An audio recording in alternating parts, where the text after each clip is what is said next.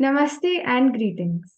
I, Tripta Behra, researcher at IMPRI, Impact and Policy Research Institute, Prabhav एवं नीति अनुसंधान संस्थान, Nai Delhi, extend my warmest welcome to you all to IMPRI Web Policy Learning.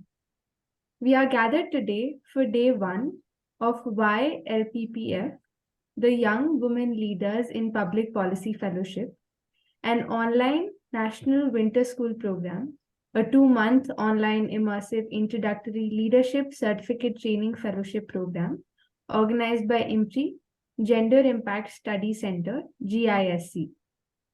The chair for this program is Professor Vibhuti Patel, visiting distinguished professor IMPRI. Welcome, ma'am. Thank you. The expert for the inaugural session for today is Ms. Amarjeet Kaur. Welcome you, ma'am. The conveners for this course are Dr. Arjun Kumar, Dr. Simi Mehta, Professor Gummadi Sridevi, and Advocate Dr. Shalu Nigam. I welcome all the participants to this enlightening deliberation and thank you for being interested and putting your time, energy, and efforts into fostering the development of young women leaders in public policy and helping us to bring together the practitioners and participants through this course for impactful policy research and action. Before we start today's session, I would like to remind the housekeeping announcements.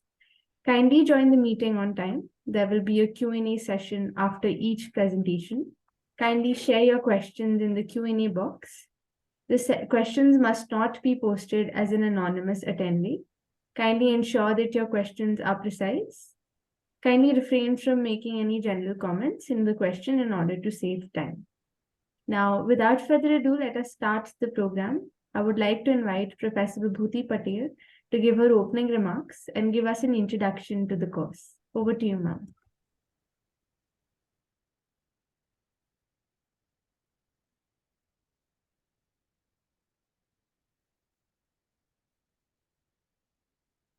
Yeah.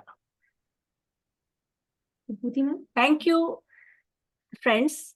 Welcome, Comrade Amarjeet Kaur. And first of all, I would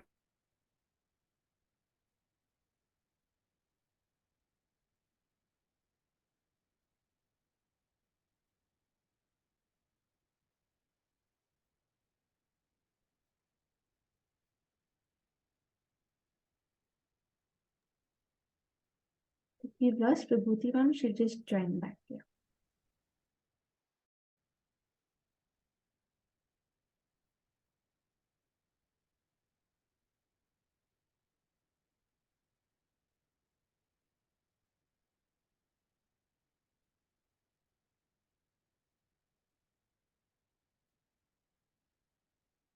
Some connection problem with her.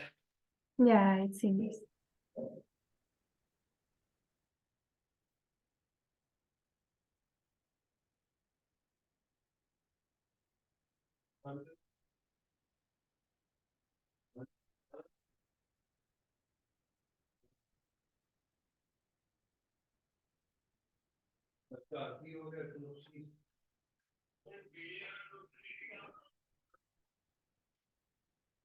Ma'am, please unmute. Yeah. Okay. Good afternoon, friends. First of all, I would like to welcome Comrade Amarjeet Kaur and thank you, IMPRI team, Dr. Arjun Kumar, Dr. Simi Mehta, Dr. Shalu Nigam, Ms. Tripta Behra, and esteemed participants. We are meeting here for the online course, which is for 2 months. We are going to be together for this immersive introductory leadership certificate training program. And to set the whole background, I think I would like to begin that women's leadership in public policy making was acknowledged when 15 women freedom fighters among the total number of 211 members were selected as members of Constituent Assembly way back in 9th December 1946. They were Amu Swaminathan, Dakshayani Velayuddin, Begum Aizaz Rasool, Durgabai Deshmukh, Hansa Mehta, Kamla Chaudhary, Leela Roy, Malti Chaudhary, Purnima Banerjee, Rajkumari Amrit Kaur, Renuka Ray, Sarojini Naidu, Suchita Kriplani, Vijaya Lakshmi Pandit, and NMS Karanas. These highly accomplished and brave women, they were from a different professional background, economic and socio-cultural background. They were amongst them, there were lawyers and educationists and writers and communicators, trade union leaders, institution builders, community organizers, and now they have become icon of women's leadership in public policy making in the independent India. Planning Commission, with its faith in trickle-down theory and the perspective of viewing women as beneficiaries of economy, mostly came up with the welfare policies for the women's upliftment between 1950 to 1975. This framework and the movement of concepts, policies, strategies was top-down, and women's agencies were missing. The period soon after independence saw earliest institutional structures for women's advancement set up by the state, and they were by central and state social welfare boards situated outside the bureaucratic structures. Although imbued with the idea of welfare perspective vis-a-vis women, the boards did foster women's leadership and made state accountable for them. And this was achieved to a large extent under vision and leadership of Dr. Durgabai Deshmukh. However, over the years, board carried out only the funding and the programmatic function. It was in 1972, as per the UN directive, Committee on Status of Women was constituted to prepare in-depth report, and within 2 years, like in Towards Equality report, was tabled in the Parliament of India, and it was a landmark contribution of an interdisciplinary team of academicians, researchers, bureaucrats, policymakers who were influenced by women in development approach popularized by Esther Bosrup's pioneering work on African society, that women are just not the beneficiary or the sponge on the economy, they are the active agent which contribute to the nation's development. The report for the first time brought into open the fact that women were active producers in the household and the vast unorganized sector of the economy, and their contribution needs to be not only made visible, but it has to be acknowledged, and women's productive capacities have to be integrated for the nation building. The Declaration of 1975 as an International Women's Year and the decade as from 75 to 85 as the International Women's Decade also impacted the women's perspective about women's leadership and the visibility of women in the mainstream discourses that happened mainly because of crystallization of ideas and knowledge construction by Indian Association for Women's Studies, economists interested in women's issues group, and they focused, they also changed the way census reports or national sample survey or economic survey they were prepared, because there was a gender absent before that, and now there is a gender responsiveness that has come. Scholarly contributions of women's studies and women's movement found their reflection in two extremely important policy documents, Shram Shakti Report and National Perspective Plan for Women in 1988. And these policy documents are ideologically influenced by women and development approach, and they focus on marginalization hypothesis. Over last 4 decades, Indian women have been active and vociferous participants and leaders of social movements of youth, students, workers, farmers, Dalit, tribal community, and religious and sexual minorities. दो sweater हो गया, 3 टी-शर्टें हो गई अंदर। But the proportion of women in decision-making bodies for governance, criminal justice system, educational institution, and electoral politics is slowly increasing. But and now we have been talking about how to enhance women's participation, not only in the Panchayati Raj institutions, where more than 20 states have ensured 50% reservation. In 1996, it was Comrade Geeta Mukherjee from National Federation of Indian Women, the organization which is led by Comrade Amarjeet Kaur. They introduced the first women's reservation bill in the Parliament of India. After 37 years now, with passing of Nari Shakti Vandan Abhiyan in 2023, on women's reservation in Parliament of India, Indian women have entered in the era of stronger representation and agenda-setting power at national level. On 22nd September 2023, the bill became the Act of the Parliament of India, and it ensures 33% reservation of seats in Lok Sabha and State Legislative Assembly. And this will also apply to the seats reserved for the scheduled caste, scheduled tribe in Lok Sabha and state legislature. In the seats reserved for SC/ST, this act provides for 1/3 seats to be reserved for women on a rotational basis. So it is in this context that we see the resurgence of interest in the issue of women's participation in decision making, and we feel honored that we have a leader from NFIW, Comrade Amarjeet Kaur, to deliver inaugural address on fostering women's participation in decision making. Over to IMPRI.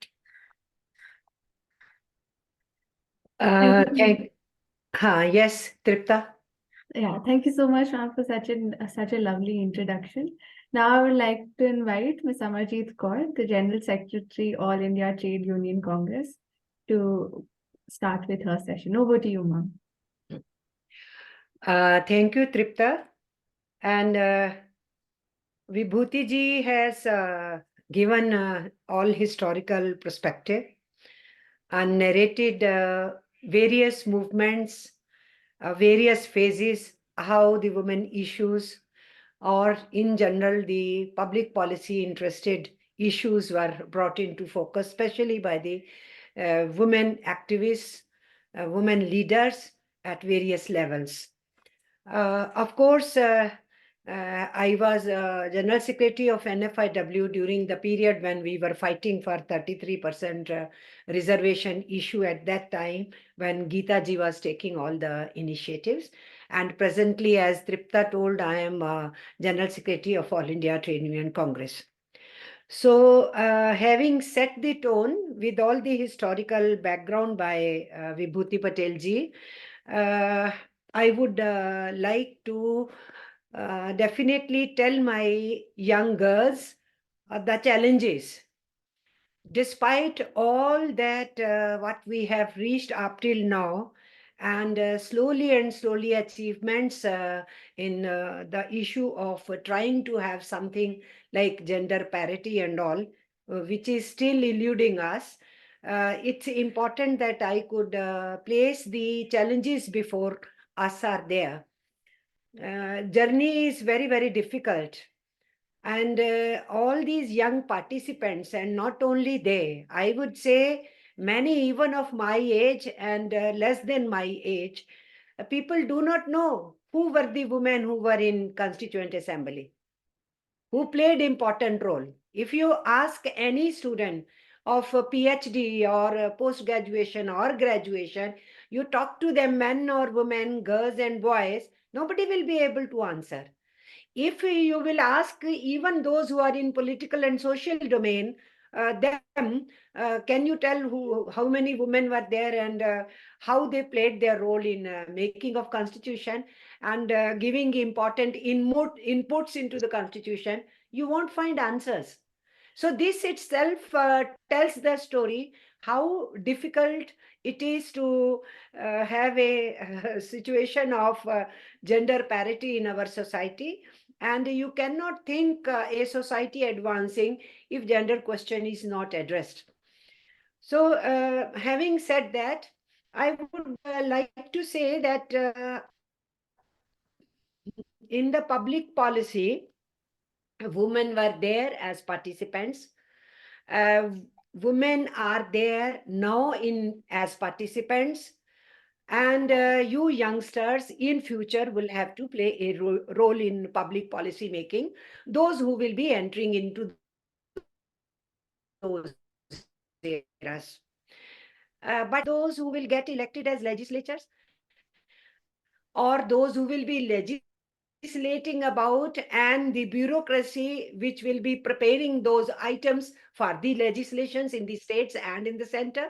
Is it only public policy framework or making into it and participating into it? Is it that only? I would disagree with it. It's not only that. Until and unless the people in general, the masses in general, are part and parcel in the public policy making, the public policy, the way we want, as we desire, the direction we need, won't happen. And I would like to give examples. So societal participation is very, very important. That's why I don't think the women who are already MPs or MLAs and into the Panchayati Raj institution, only they are participating in political movements, or those who are in political parties, they are participating. No. The women who are active in the trade unions, in the women's movement, in the Dalit movements, in the movement for communal harmony, defending secularism, at the grassroots level, who are fighting day in and day out for their bread and butter also, and then also trying to have an environment of safety and equality in the society. This all forms part of participation in the politics of the country. And all this needs to be taken into consideration when we argue about public policy making. So from that point of view, I would like to talk to you people, not from the bookish understanding or what we do it at academic level. I would want it through life experience, what has been going on in the society, and why all those things need to be taken into consideration for public policy. So the young women who have to be in public policy, I'm addressing to you from that angle only. In this inaugural session, for 2 months, you will be having your course. You should be free and very fearless in asking very pointed questions, whatever is coming to your mind during this 2 months training program. Grill the resource persons also. You can ask me grilling questions to me also, even though I have come only for inauguration purpose, but you should ask grilling questions to me also. Now, first of all, when I argued for all those movements who play important role in addressing those who make the public policy, that they mean something and they matter. Their ideas, their views, their demands matter, and they have to be part of public policy. So from there, I would say that all those people who want to involve themselves into public policy making, first of all, they have to understand it has to have a humanitarian face. So humanitarian face means you have to argue for peace and harmony in the society. No development will be possible in the wars and conflict situations or within the society if it is polarized on the basis of caste or on the basis of religion or on the basis of cultures. We don't want to be polarized. We want to be respecting each other. We want to respect cultures and diversities. And one has to have a harmonious approach and peace in the society. Then only you can talk in terms of equality and justice. Equality and justice is not only a word for economic means. Equality and justice in all means. Social level, cultural level, economic level, for your education, for your health benefits, for your shelter, for your day-to-day living. So, public policy making's approach has to be humanitarian. Then one has to look at the gender question. So I told you in the beginning, Vibhuti ji named all those women who were in Constituent Assembly. Where have we reached? I told you that people do not know there were women and important women who participated in constitution making. So will they bother about what is there in Constitution for our women? For equality and justice to them? They don't even, if they recognize that women were important part of making the constitution. So gender is one question I will be talking about. Caste bias is in the society, I will be talking about. And now religious bias is predominantly being brought to the fore. And then there is a general bias towards poor in the society. Of every religion, of every caste, of every culture, of every area of our country. So there is a bias towards poor also. These things need to be taken into consideration when, as youngsters, you the young girls, are dreaming to be public policy makers. So from that point of view, I am talking to you. Now, if we look at gender, with all whatever we achieved in laws, post-independence, weaknesses continued. Pre-independence, we began as a women's movement in this country. The women leaders who were in the freedom movement, they tried their best in different ways how future India will look like, how our constitution will look like. So pre-independence, those things were there. And our women were participants of the freedom movement. It's not that they were not participants of the freedom movement. And not only lip service participants, they were participants in every term. If there was armed struggle, they were there. It was underground movement, they were there. It was overground movement with Gandhiji, they were there. It was a left movement, communist movement, they were there. So it be Congress movement, it be communist movement, it be labor movement, it be peasants movement, pre-independence also, they were always there, part and parcel of that. Then in post-independent India, they played their role in constitution making and then post-independent India. But all the laws, what they wanted, were not given just like this. To get every law, there was a movement at the ground level. So inside parliament, you had to search friends. Outside parliament, you had to be on streets. Inside assemblies, you searched your supporters, and outside assemblies, you were on streets. And then only certain laws could be achieved. And slowly, big movement on against Dowry, a very big broad front was made by the women organizations, and then only they could achieve some rights. Similarly, the movement was fought by trade unionists and the women organizations, and then only we got a law on maternity benefit for our working women. And it took us so many years for Equal Remuneration Act. We ultimately got it in 75 and it was notified in 1976. That only after the status report on women, about which Professor Vibhuti ji was talking about.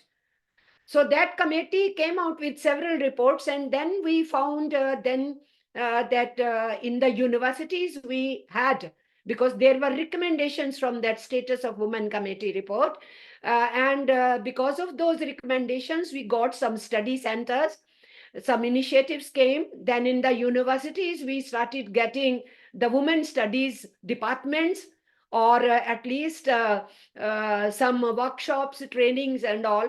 That became a part of curriculum in the campuses. So it was a long journey after getting independence in 47, and then having first parliament constituted in 1952, and several of the parliaments had taken place, and then it took us so many years to get even that Equal Remuneration Act. It was a long journey. But there was always the lacuna in our existing laws. There was always a need of fighting for changes in those laws. Even getting those laws was not so easy. There was very good time at that time to have a common civil code, but that was not allowed. By the very same forces, it was not allowed.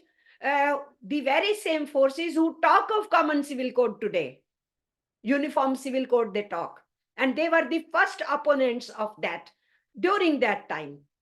It was a communal angle at that time to oppose it, and anti-woman angle. And now today, sitting in the power, those forces talk of a uniform civil code again from a communal angle, not as a justice to women, but to use it as a weapon to political polarization of the society. So we have to understand, we were for women to have, common justice, whichever religion they belong to. And we continue to have the belief. But we do not want women to be used as a weapon for communalizing the society. So it was being done at that time. It is being done today. So these nuances, our young women have to understand what has been going on in the society, because it is becoming very tough in the public policy having a understanding of equality and justice, including for the gender. So what we saw when I was a youngster, at that time, I knew when Roop Kaur case happened. a sati system which was abandoned in 19th century after a social reforms movement. In 20th century, we fought back against it, and then suddenly we find in our country that a young girl, 18-year-old Roop Kaur, a beautiful girl, she was forcibly made sati in Rajasthan. So the women's movement came up for changes in the sati law, because the law said you can have a choice of becoming sati. So you could not have contradictory laws. Under 306, you cannot force anybody to commit suicide. And a person who tries to take his or her life will be tried in court of law. And then on the other hand side, you say you have a right to go and die. So it is a contradiction. When we were fighting for changes in the law, to our astonishment, many of the member parliaments from different political outputs, some stood for sati, some stood against sati. And when we mobilized women in Delhi in front of parliament, that law must be amended. You can't glorify sati, and you cannot have a choice of becoming sati. It will be committing suicide, or family or society pushing the woman to die. So we will not allow it. This should be there. And to our astonishment, women were mobilized by the opponents of our opinion, and from Red Fort they were made to march towards parliament with all big thalis in their hands, putting sindoor and bangles over there, and then going to the parliament and saying sati is our right. Here I want to make a point. We should not think it is only men who will be going against women. Let us understand it is a political issue. And it is an issue of a deep attitudinal change, gender bias, feeling and attitudes. It is with men, it is with women.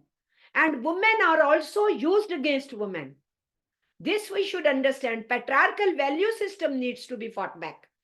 So along with public policy, how we will be designing of continuous changes to be brought in the attitudes of the society, in the patriarchal value system of the society.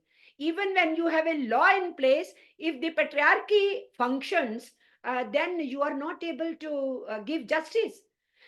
People are sitting in lawmaking, you won't get justice. People are sitting there in judiciary to give justice, announcing justice. You may not sometimes get there if that bias is there.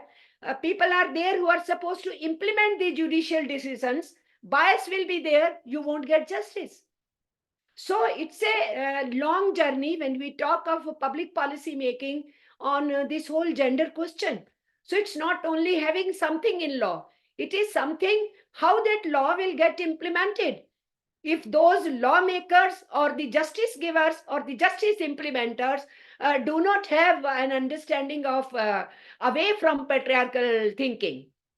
So that is very important for us. So that's why I told you Roop Kaur case, and I can't go into detail, but that was a case, and we had to fight, and we could bring in change in the law. We did succeed in bringing change in the law. Then you look at the case of Bhamri Devi. No, you are making a system that you say no child marriage. Okay, campaign for it. Go to the people and don't allow child marriage. And Bhamri was doing only that. She was one of the Sathin of government program in Rajasthan. And she was raped because she stopped the child marriage and raped in front of her husband. And how many years it took for her to get justice? And then you find those people who were acquitted from High Court in Rajasthan, they were garlanded and welcomed. And not only that, the judgment given while acquitting them had 2 points.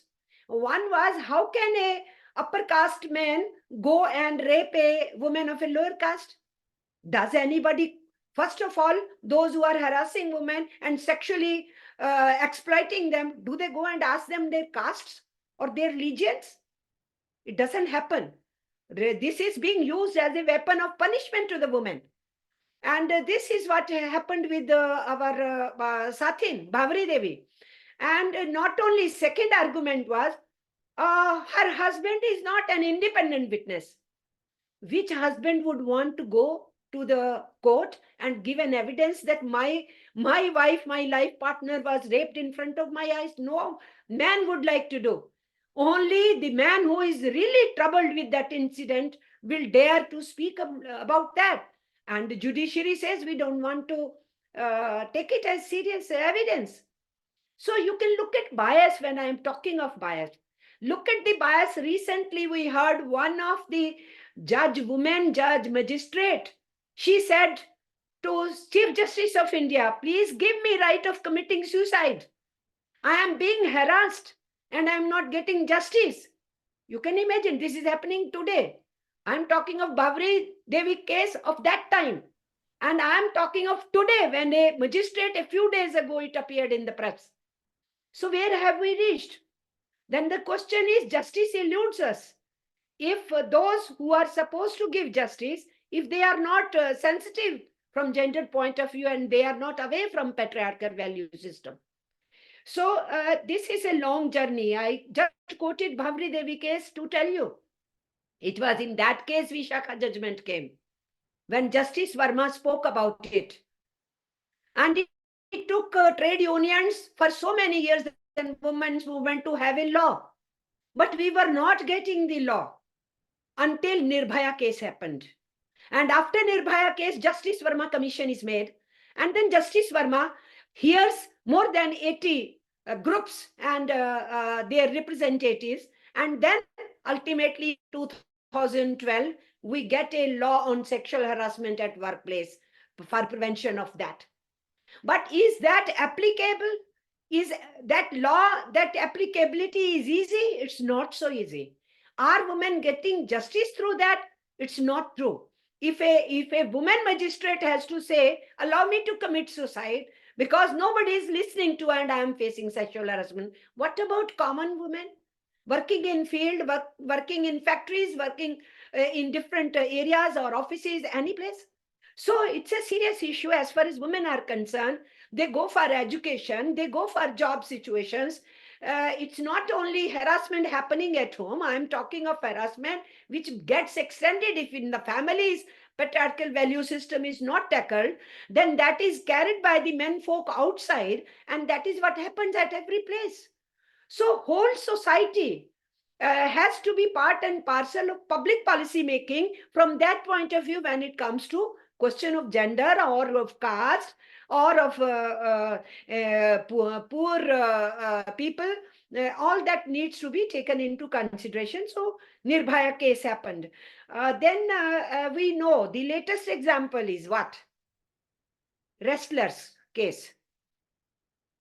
So the young girls who brought laurels for the country, won medals, and the top people in the government feel very pride in taking pictures with them. But when those young girls knock the door and say, we are sexually harassed, please do something. And the government doesn't budge. The leaders don't budge. They sit on the parliament and then they say, okay, you get up from the parliament, we will get you justice. For 3 months, they are not heard. And then they again sit in front of parliament at Jantar Mantar, they sit. And still they don't get justice. They go to Supreme Court. With direction of Supreme Court, a case is registered. And then they fear that the case won't go through until the investigations begin. We will keep sitting here. But what happened to them? Support from all over India came to them. But what was done to them? The perpetrator, alleged person, was enjoying the function inside New Parliament, opening of that parliament, and these young girls along with their brothers and friends in the wrestling field, they were being dragged on the streets. And we have seen those scenes are so horrifying. You see, putting boots on their faces, taking them from hairs and dragging them on the road.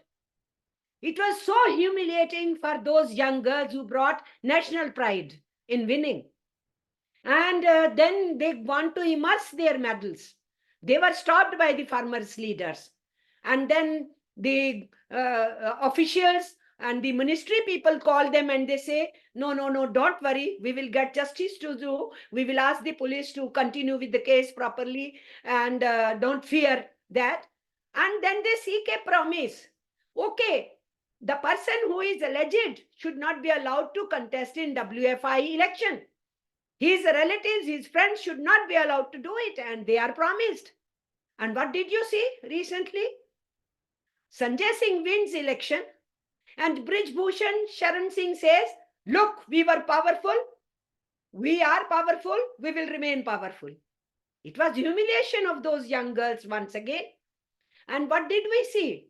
Sakshi Malik crying, Vinesh Fogart crying, Bajrang Punia sitting between these two young girls, wrestlers, and then Sakshi Malik takes her shoes, puts on the table and says, I leave my game.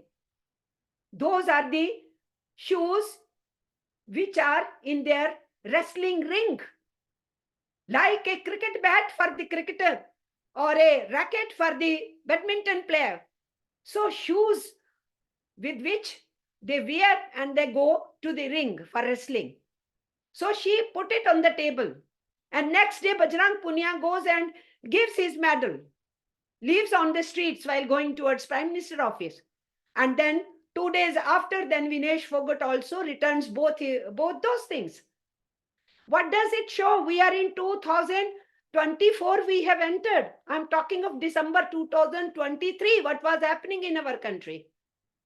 So despite all that, what our women did in public policy making, participating, making this India grow, develop in every possible manner, bringing laurels to our country. And then where do we stand when it comes to our honor and dignity? So that is a question. I wanted to give that example latest. And last year, what happened to Bilkis Banos?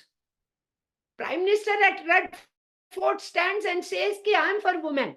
And at the very same moment, the perpetrators of Bilkis Banos were being released. Why they were being released, Baba? Because you want to face elections. If the elections are so important, just to win by hook and crook, and that becomes the major criteria and not the half the population of your country, then where do we stand?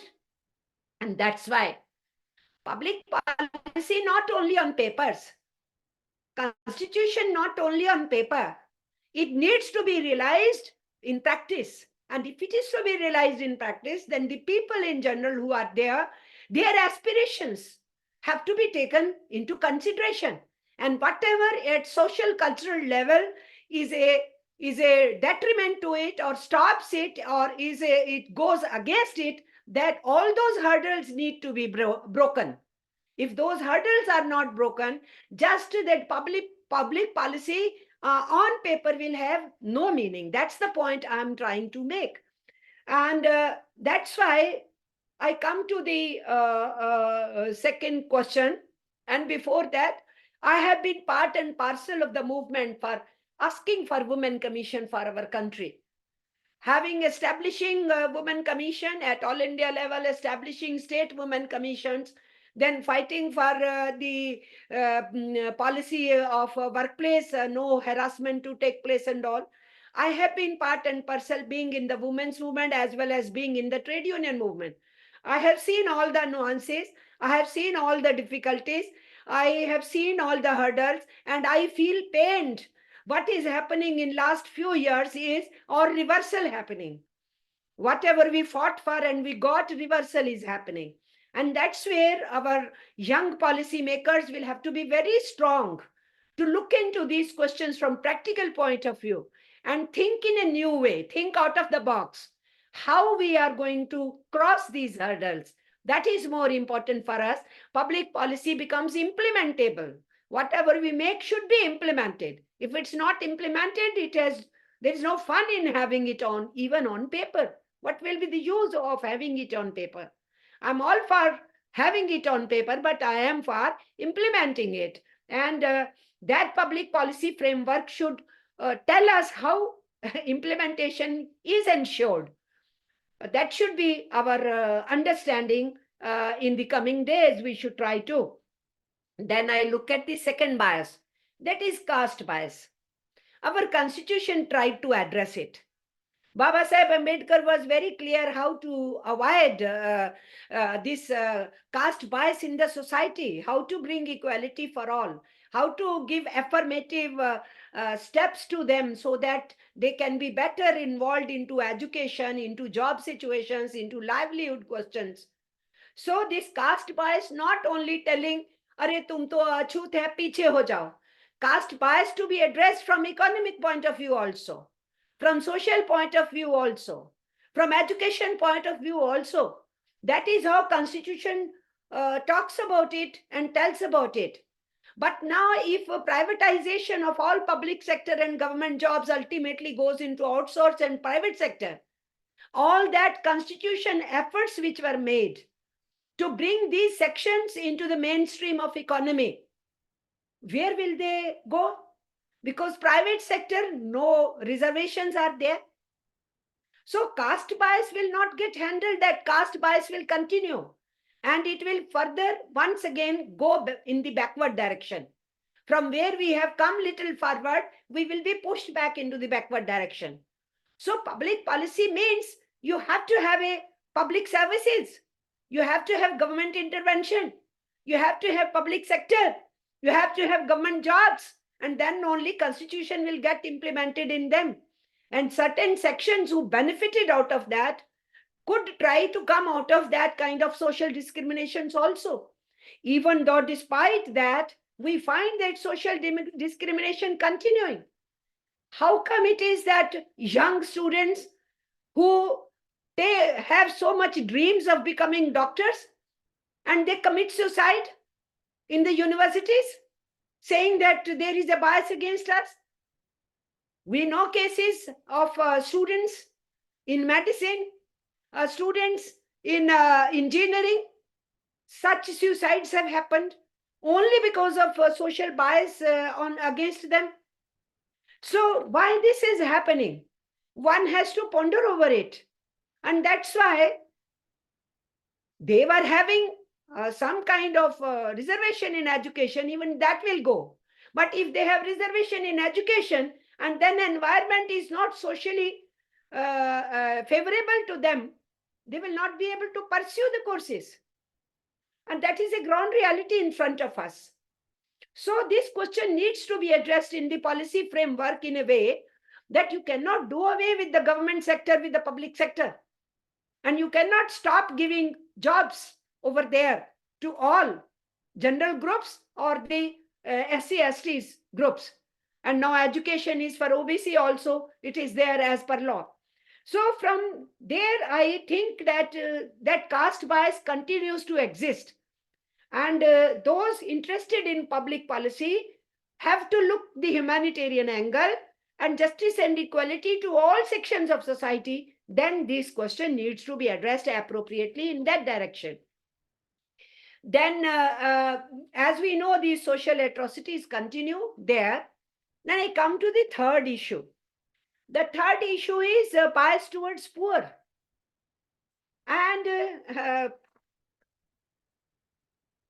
I am not happy with giving free food to the people. You can't keep them as beggars, that you eat and sleep. That's all. Your tummy is full. Your education is not your need. Health is not your need. Social security is not your need. No future security of any kind of pension. Job is not your right. Livelihood is not your right. Only have some grains, eat and sleep. This kind of a vegetative society we do not want.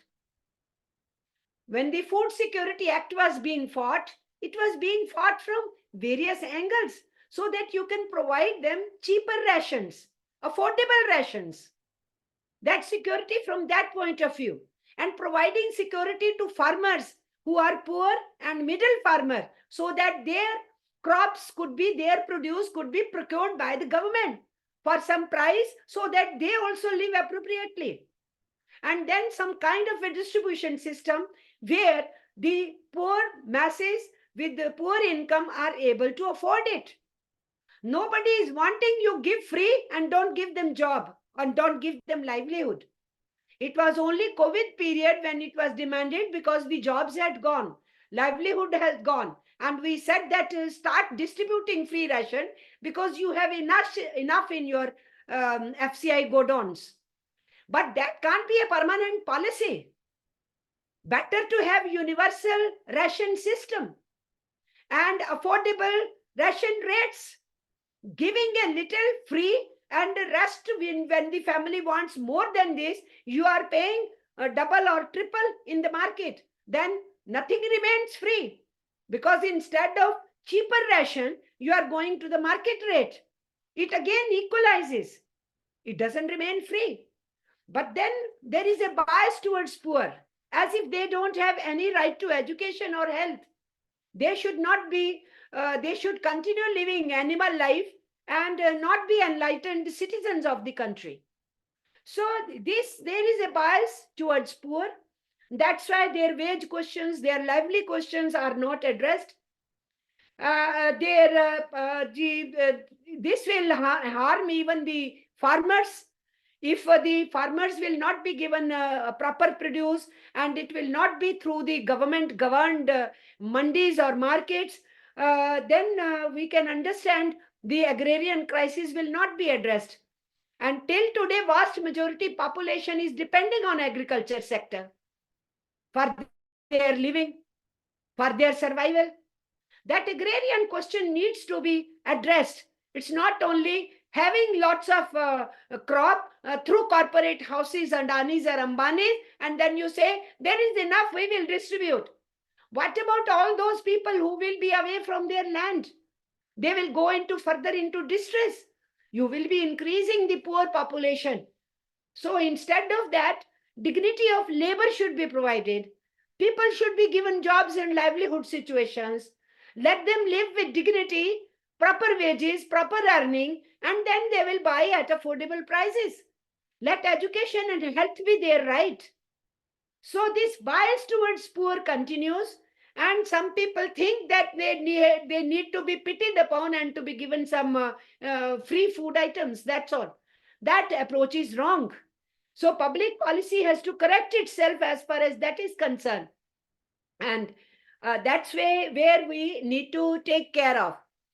Then among these poor masses, vast majority are informal economy workers, unorganized sector workers. We have been demanding social security for all of them. We have been asking for pension for all of them.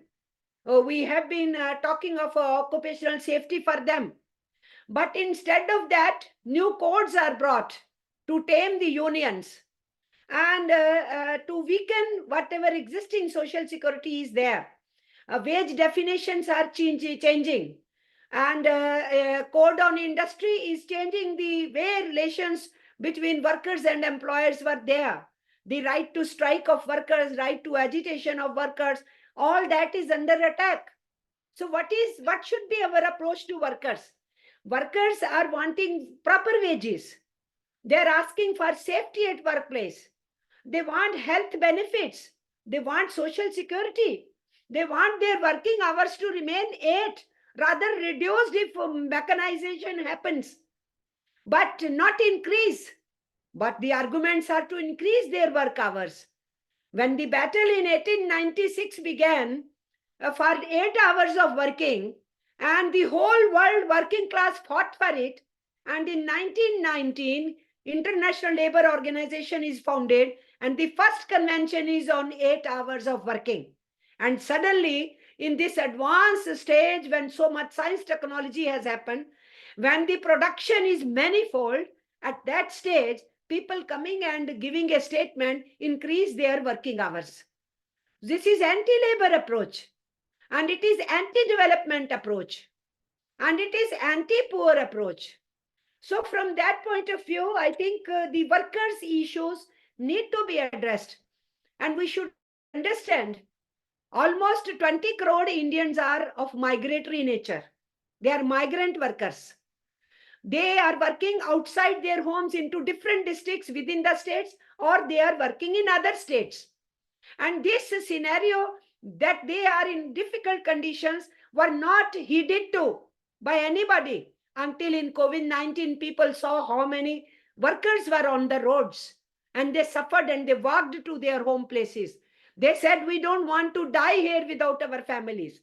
It is better we go and die with our family. Those linkages with the family, the social linkages, the cultural linkages, their family linkages is a humanitarian approach. It's not something backwardness. They wanted to be with their nears and dears at that stage. And we saw their suffering. But what is happening? The Migrant Act is being dumped. No national policy being made. And who are these people?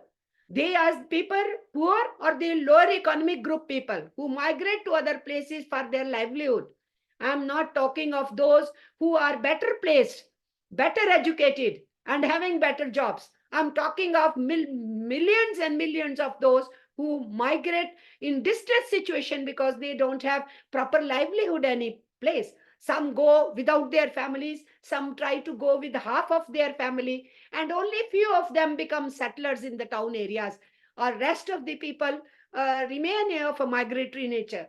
So this working class question needs to be addressed in the public policy framework appropriately. That should be our target, and we should be very much aware of certain facts and then what is going on at the ground reality, and then to see how the justice can be brought to them into the policy making situations.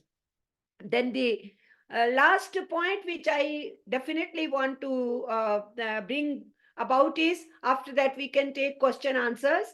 That is the whole new scenario of bias in the belief, bias on religious grounds happening in this country.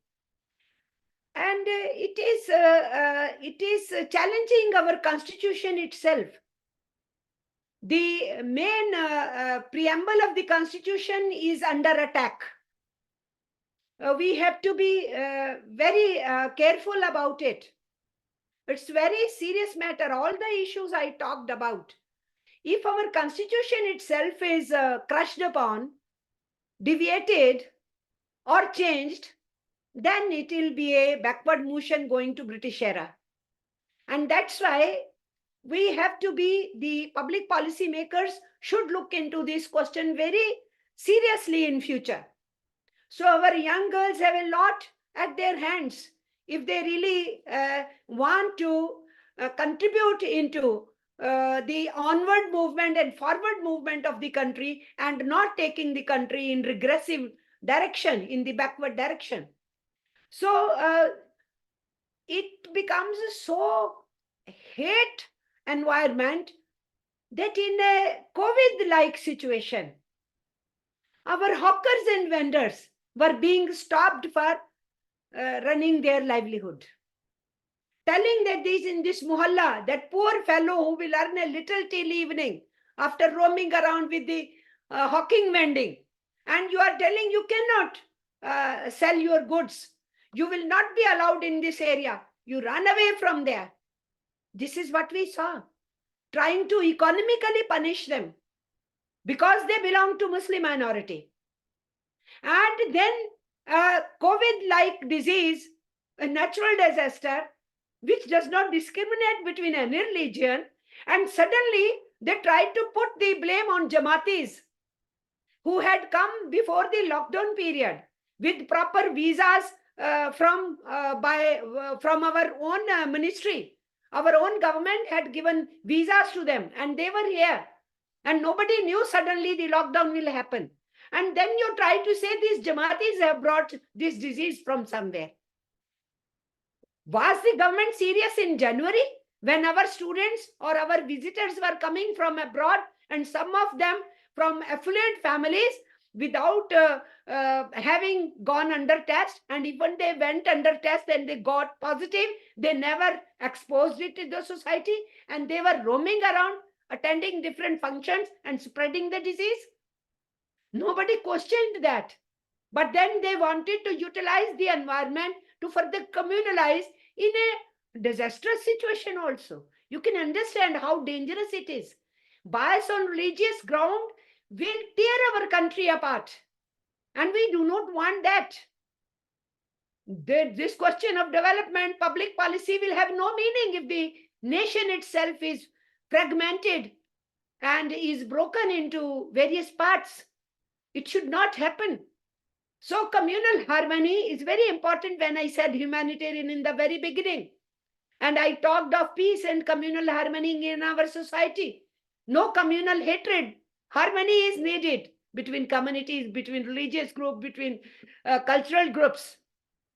How come for politician of the same political party in Goa to say we will give you better beef, in Kerala to say we will give you better beef, and in Meghalaya to say, oh, we also eat beef, but then in UP you say those who are eating beef go to Pakistan. People from the same political outfit giving different states in different states, different statements. Within a state, in different statements in different districts. Why? Because vote is to be gained. No, this is too dangerous a situation. And that's why the youngsters who want to enter into this public policy framework and want to do something in this field, they must look into these questions as very, very serious questions. Because these, when communal harmony is disturbed, women are the worst sufferers. You young girls should understand what happened in Gujarat to our women. We should understand in Jammu Kashmir how the communals of both the varieties were trying to impose things on women. Our Kashmiri women, Hindu or Muslim, they don't wear bindi. They started telling all Hindu women must wear bindi and sindoor. And our Kashmiri women, Muslims and Hindu, many of them wear burqa. And many of them do not wear burqa. And they started telling Muslims should wear burqa, whereas Hindus were also wearing burqa. So we found in Jammu Kashmir, in Punjab what happened during Khalistani movement? They started telling, nobody will be tolerated with skirts or saris. You must wear salwar kameez. And you can't have chunni and dupatta here. Put it on your head. And with stick, they were telling the girls, hey, put on your head. We have seen all varieties of communalists are like this, dictating terms on women. So we saw in Gujarat, we saw in Punjab, we saw in Jammu Kashmir. And then when these things increase, then there is no question of Hindu, Muslim also. That is that you see in this case of wrestlers, was it a question of Hindu or a Muslim or a Christian? No.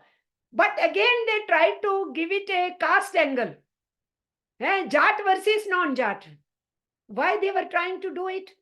You don't want to give justice to those girls, and then you are trying to say they belong to one particular community and that community is against this fellow who is being accused and all.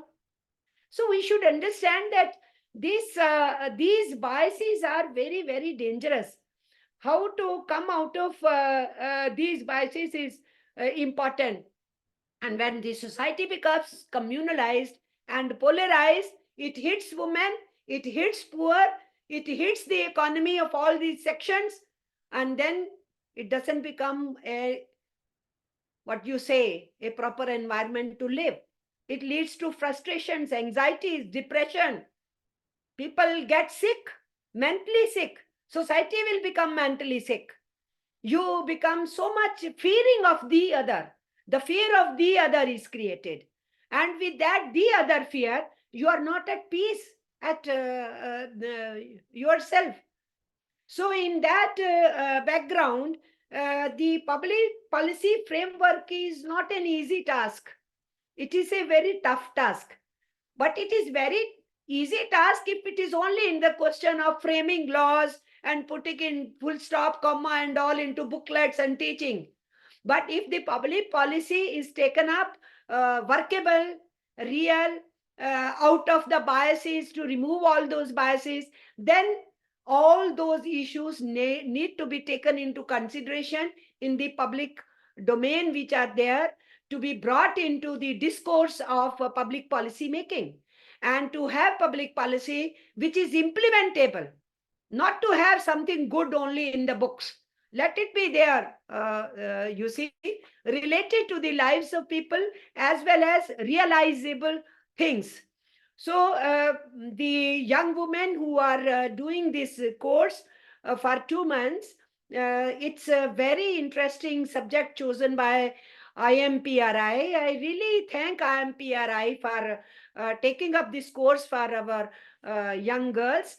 And you will benefit so many of resource persons I see on the board, which is behind Professor Vibhuti Patel. So many persons I'm seeing over there. You will have very valuable inputs from them. But definitely, I would want you to ask me questions. I remember how Justice Verma, in one of the seminar, it was a workshop going on. India was into the making of women were demanding this domestic violence act, prevention of domestic violence. So Indira Jaising, advocate in the Supreme Court, she was given responsibility of conducting discussions all over India. And after those discussions being conducted in the universities, in the colleges, and in seminars, workshops, then to bring into all the input for policy framework for this Domestic Violence Act to be adopted in India. So that bill was being debated. So in Delhi, when the final seminar was happening, Justice Verma was present in that. I was there, I was also invited. Then there were some very important professors there, some legal luminaries were there, others were there. And political persons were also there. I was there as a unionist as well as with the background of women's movement also. And there, Justice Verma, narrating his experiences, he said that I understand no field is away from anti-gender, anti-women attitude. And he says even judiciary, there are people. At that, I'm saying how 20 years ago this was being argued. And he gave examples from life. And then he said, IPS Gill's case, in that case, ultimately, slowly and slowly, step by step in Supreme Court, ultimately he was exonerated. Acquittal happened for him. Then, because somebody from the audience had asked question, Justice Verma, what is your opinion about that? So he was telling. He said, look, when I saw the judgment, after the judgment was delivered, I was very curious. I wanted to know from them, do they think they have done justice? And do they think the justice delivered is correct by them? So he said, I asked them in one of the get-together, we were there, and on the side of, after taking tea, I was with the two of those judges, and I asked them, do you think no injustice was done to that lady who raised that question? They said, yes, she faced injustice. Then do you think Gill was not responsible that misbehavior with her? He said, Justice Verma said, they said, yes, we know that he had misbehaved with her. So do you think that this misbehavior can be counted into some sort of a sexual harassment? They said yes. Then Justice Verma said that I asked them, then if you believe all this, then why did you exonerate him? why Gill was left just like this? And insult to that woman, an IPS officer, a woman with integrity, a woman who dared to challenge her own officer that you have misbehaved with me.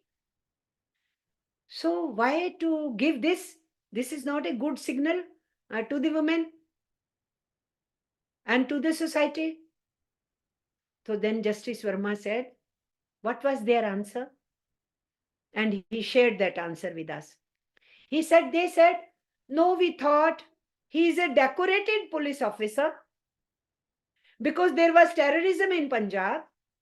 He played important role. So we thought we should not give judgment against him. So then I asked Justice Verma, had it been a case reverse, what would have been the role of those men? Justice, he said they would have definitely given punishment to that woman. But they did not give punishment to the man by saying that he's a decorated person.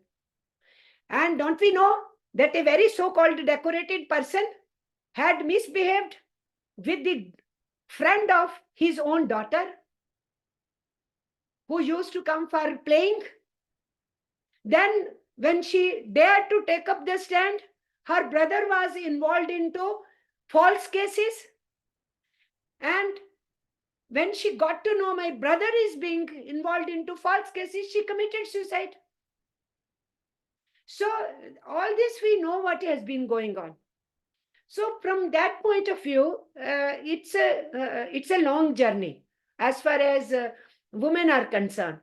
Similarly, it is no less journey for those who are facing caste bias. And it will become very serious for our country. A very, very long journey to come out of this kind of polarization which is happening on religious lines. It will be too dangerous. And it will be so difficult in, you see, removing this inequality which is there, which is haunting the poor, taking away their lives. The way inequality is growing day in and day out. India is becoming so much indebted, 3 times than what we were 10 years ago. That much indebted we are today of the foreign loans which India has taken. And inequality has reached to a level that the 1% top Indians are owning 40% of total wealth in India. And 50% Indians from the bottom up to 50%, 70 crore Indians have only 3% of the total wealth of this country. This is the level of inequality which has risen. In the last few years, very fast this has happened. So if that kind of economic model will be there, where will this bias against poor go?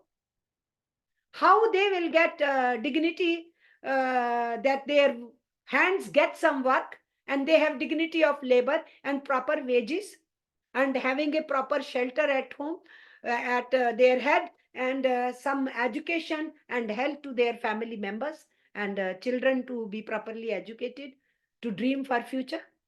So all these are great hurdles. I am not frightening you. I am only telling you the challenges. And I am only telling you the law making on paper, public policy making on paper will have no meaning if it doesn't have relation to the ground realities. And if it doesn't take into consideration the movements which are there at the grassroots level. Dalits are fighting, women are fighting, trade unions are fighting, farmers are fighting, social activists are fighting, students are fighting, teachers are fighting, all of them are fighting. No, you will talk of equality and justice. And then suddenly you find that from your books, Darwin theory has been removed. That means you should never know how the human society developed in the society. Then you suddenly find that Maulana Azad is out of syllabus now. A great man who was against India's division and who remained in India and played important role in India's development. And because he happens to be a Muslim named Maulana Azad, you remove him from the history books itself. Why? And then you want to remove truth, killing of Mahatma Gandhi by Nathuram Godse. And you remove this from the chapter away. So Nathuram Godse killed Gandhiji is not there. But who motivated Nathuram Godse is there very much in the chapters included. So these things means what? You are young girls, I'm telling you. This means the next generation should not know the truth. Next generation should not be scientific. So no Darwin theory. Next generation should not know that working class to play a role in making a better society. So Industrial Revolution chapter has been removed from courses. Industrial Revolution in England played important role the world over, giving some positive things, and of course future capitalist society, negative things also. But Industrial Revolution against all serfdom and all, that landlordism and all, that kind of exploitation and all, it broke the old shackles. So Industrial Revolution is very important to learn for our younger generation. That has been removed from syllabus. So don't think the public policy will be at one level and all other things which are to be connected with it can go the other way around, and then you keep speaking blah, blah, blah. We are for the good of all sections, and on the other hand side, you create human beings who are totally unscientific, totally conservative, and they are totally communal in mind or casteist in mind or against gender, female gender in mind. If that kind of creation on one side and public policy talking something else, there will be no synchronization, there will be no implementation happening, and then ultimately we will be on crossroads. And that's why very good that you have chosen this subject for these young girls for this training. It will be long way for them to go, and definitely they will benefit from this course. And I am so happy that you asked me to come for inauguration, so that I can throw certain points which need to be probed and asked during this 2-month-long training program. Thank you very much, and if there are questions, I'm there to reply. Thank you so much, ma'am, for such a insightful, informative, and an extremely thought-provoking session. Before we move on to the Q&A session, maybe Vibhuti, ma'am, if I would request you to give your remarks. I think Comrade Amarjeet Kaur has given us, set the tone for this whole course. Her lecture encapsulated whole 8 decades of India's development challenges. She began with the contribution made by women freedom fighters. She also gave us the whole insight of massive contribution different social movements have made in our country, and the important historical developments that happened and the landmarks in the women's rights movement, women's studies movement, and also some of the examples and the case studies she gave of the, whether it was a Devrala case, the Devrala Sati issue, or Bhavri Devi's violence against Bhavri Devi, the casteist and communal violence that we are facing, and multifaceted challenges that the younger generation of policy makers are going to face. I think she has given us a very important insight and the framework for deliberation and the multifaceted challenge. How can we collectively combat it? Because her life is an example, her organization is an example, how they have articulated women's needs and demands and dreams, and also at every level. It is not only that she's a public intellectual, but grassroots activism and building the movement, collective wisdom of the women's movement, and challenging the very, very patriarchal, misogynist, and classist state. I think that is these are the learnings from your lecture. And we feel really honored that you have given us this valuable time. And in this last 1 hour, 20 minutes, you have made such an insightful presentation, taking up all dimensions of women's existential reality and the intersectional vulnerabilities that women of different sections of Indian society are facing. Thank you very much. And you also brought in the macroeconomic forces, neoliberal forces, the economic policies, farm policies, or the policies against the working class. I think these are very important to provide the comprehensive understanding of the situation to all these aspirants who want to be active in the public policy making, either as a politician or as an administrator or as an educationist or as an NGO activist. Thank you, ma'am. Thank you. Thank you, Dr. Thank you so much, ma'am. Now we can move So, on to the Tripta, Q. Yeah. Yes, ma'am. any questions? Yeah, there are questions. There are quite a few. I'll just maybe our participants can feel We free can to unmute and yeah. speak. Yeah. So Anisha ji, if you would like to go ahead. Good evening to all of you, and I'm very grateful to be a part of this session. Ms. Amarjeet Kaur, I'm really so happy to hear all the brilliant things that you brought to light. Actually, I have a question which is not like very pointed, but this is something that happened very recently about Minister of for Women and Child Development talking about the menstrual leave to be not like a handicap, and how, like, if we talk about it or if we ask for a menstrual leave, then it would be taken as a discrimination against women in the workplace. So I just want to, like, my question is, how can we change this opinion of the public that just when we are asking for gender equality or gender parity, we have to be exactly the same way that men are, without considering our specific challenges which we face as women? Can you introduce yourself? What are yes, you doing? Yes, ma'am. Ma'am, shall I do it now or after Yes. Yeah. No, ma'am no. is done? you Let asked me. my Comrade Amarjeet Kaur also know your background. Yeah. Okay. So my name is Anisha Koshi, and I'm currently working as an assistant professor of English literature at Physics Wala Institute of Innovation in Bangalore.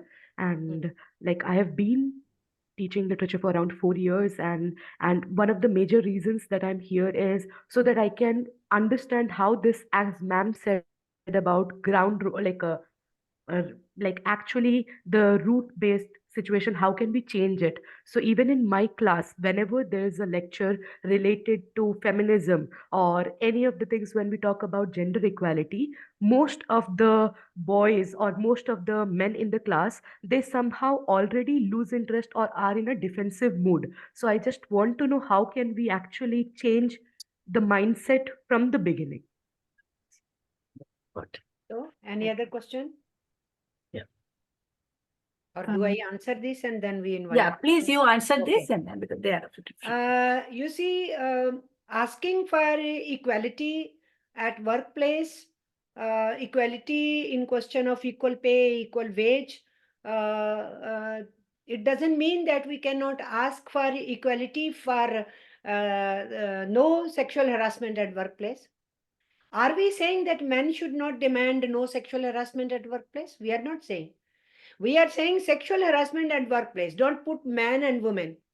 Maybe women are 95% who face it. Maybe 5% men who may be having some situation where women wants to misuse a law against him. But what is the ground reality? Vast majority, it is women who face that problem.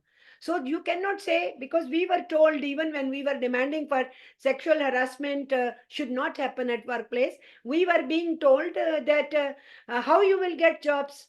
Employers will not give jobs. When you go out for work, this is part of your working life. Right. You have to tolerate, you have to adjust. How can we tolerate and just with our dignity? Body belongs to us. How we can allow anybody to misuse a power situation? We cannot forget Mathura case. Vibhuti Patel ji must be knowing that young girl who was raped in a police station in Maharashtra. At that time, I was student leader in Delhi University. I was doing my studies. Yeah. Then Mathura case, Justice came. Justice Bhagwati was Chief Justice.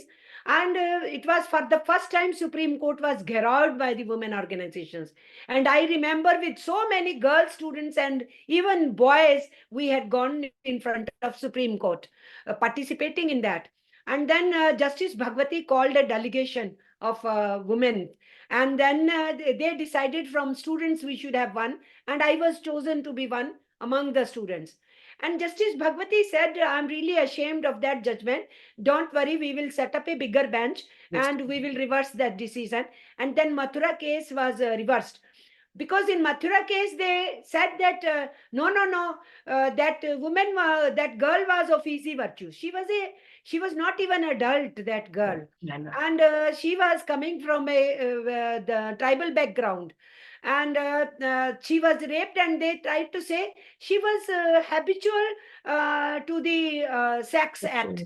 So if she was being raped again and again, what doctors will say? Habitual only will say, na? But a person in a police station cannot challenge the authority of that policeman, and she was being raped. And Supreme Court says that we don't find that to be a rape for her because she was habitual of sex. So this kind of a thing, and then that judgment was reversed, and then there was a big agitation in amending rape laws, and rape trial to happen in camera. All those changes came to the law after that particular case. So if you ask for persons being in power hierarchy can definitely misuse their situations against other gender in the lower hierarchy, especially the women. This got established in that case, and later on this battle went on. It doesn't mean that justice which we got in Mathura case ultimately is being given. No, time and again the reversals are happening, because those who sit in the seat of judgment, if they are in that mind, you can understand. That is the kind of situation. So I also know when this Maternity Benefit Act was being introduced in Parliament, some people said, don't do it. Women will lose jobs. Women will lose jobs. We said for some time they will lose job in certain sectors, but ultimately they need it. So when they find jobs in new areas, there when this law will be implemented, they will benefit it. So I know that 90% and above used to be women in the textile industry. In the all private industries, all women lost jobs. We know it. It happened. I was a small child, but my seniors told me what happened at the ground reality at that time. So women lost jobs. That is true. But it did not deter those who were forward looking to say that maternity benefit is needed. And today we know there is a 6-month leave. Even though we know hardly 4 to 5% working women are enjoying Maternity Benefit Act, vast majority of unorganized sector women are not enjoying any maternity benefit. So public policy also means how to make it inclusive, how to include all our women in the informal economy to get maternity benefit, so that the government set up a fund of maternity benefit.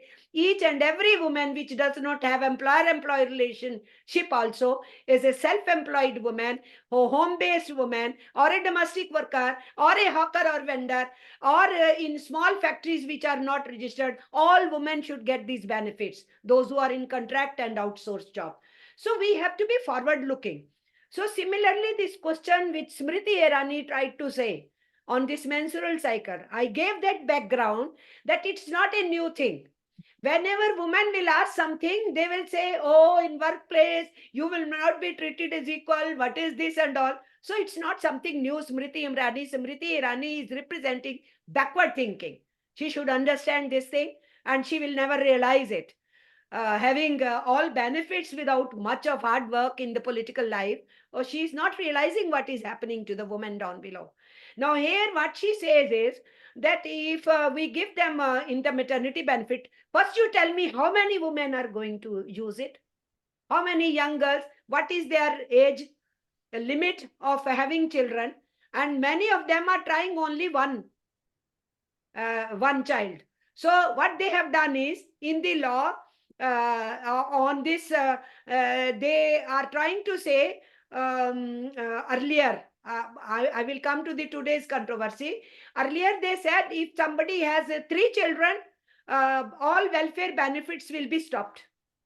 Then they came to 2. We will give benefits up to 1 child and not beyond that. That also they said, as if woman is deciding how many children she would have. Everything is not depending on her. Many times it's men who are taking decision and the whole family which is taking decision, and she is forced to go.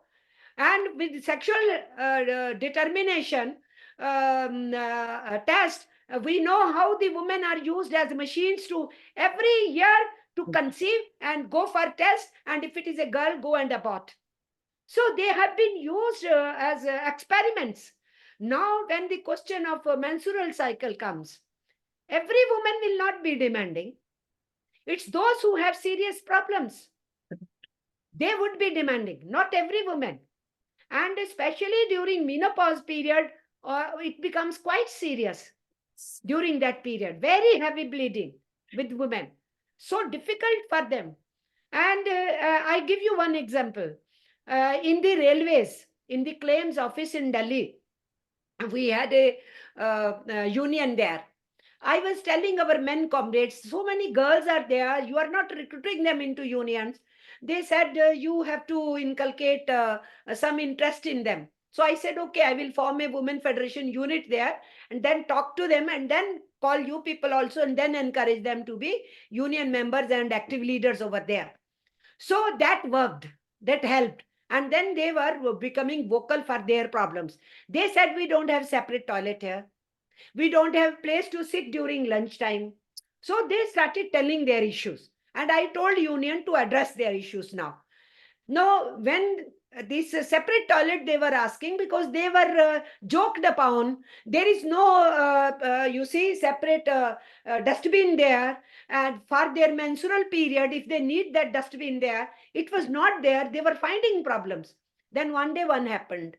One of the lady who was sitting, I told those girls, keep fighting for this thing. And I told union they should have some separate toilet also here. So that fight was going on. Then one woman officer came there. Those girls were very happy. Now the woman officer has come. She will get us separate toilet. I told them, don't think you will get it separate toilet. If she will be gender sensitive, she will give you. If she is only thinking I'm administrator, she will not give you justice. So don't have this man versus woman. It's a societal issue. Men and women have to understand. And men are women who will not understand. So take it in this manner. Same thing happened, that woman officer did not listen to them.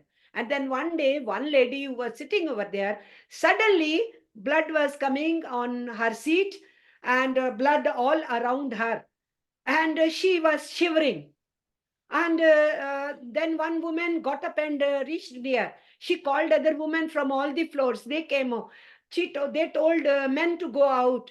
And she was asked, she said, I went for abortion. It seems it was not complete abortion. And suddenly this has happened. I did not get much leave. Though during those periods, they were not giving leave even for abortion. After that, that case became very strong and we started getting for abortion period also leaves. So when this all happened, what did the sweeper say? Sweeper said, I will not clean the floor. This dirt is created by the woman. And our women had become so bold by that time. They said, you bloody fellow, you are born out of this blood only, whom you are saying it is dirty. This menstrual period blood. And the child takes shape in this blood only. You are insulting your woman, your mother also. Like this, they retorted on him. But then ultimately that girl was taken to hospital and all, everything was done. And then these girls that night, all those my women employees, they forced men folk also to stay back and they garrowed that officer, that lady officer. They said, we will stay whole night. You today only sanction a separate toilet to us.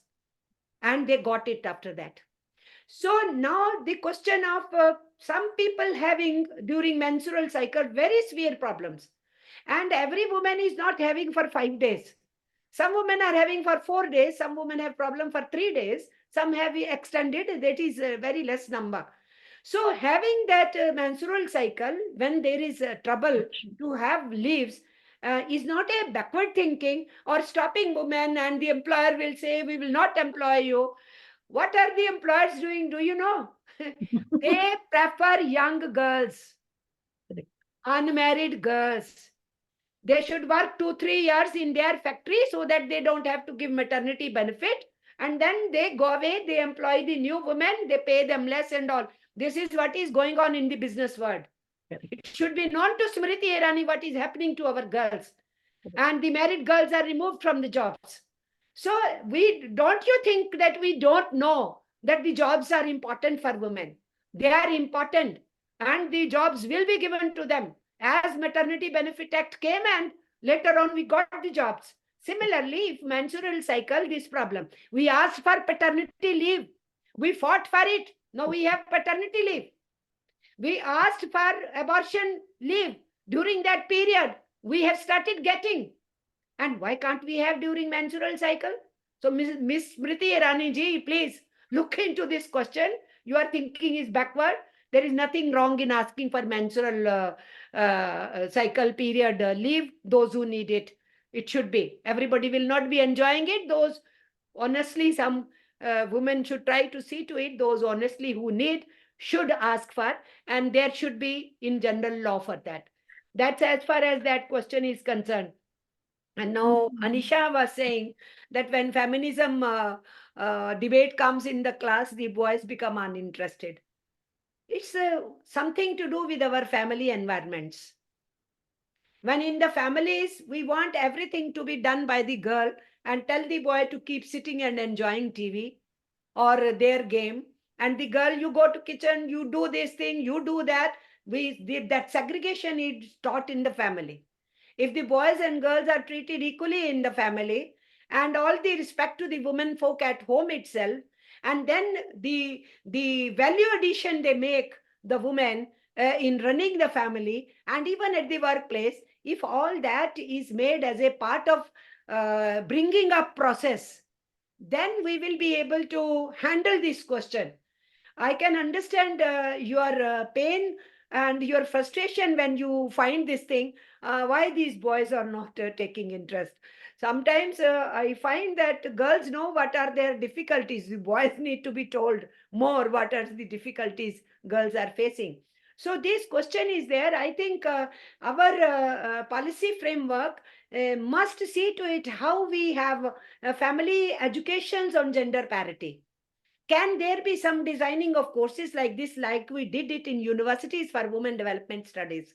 Can there be something in Parent the Teachers policy making Association, of this Parent policy? Teachers Association, Yeah. PTAs, no, in Yeah. that it should be taken. In education as well as in general family education, when the boy and girl are going to have a child, during that period, doctor gives them counseling. But what counseling? Only ऐसे बैठो, ऐसे नहीं बैठो, ऐसे चलो, ये exercise करो. But do they tell them, boy or a girl, whosoever will be coming as a family member, how you will be treating a girl or a boy in the family? That, can there be some framework before marriage, some counseling, after marriage counseling, during childbirth counseling?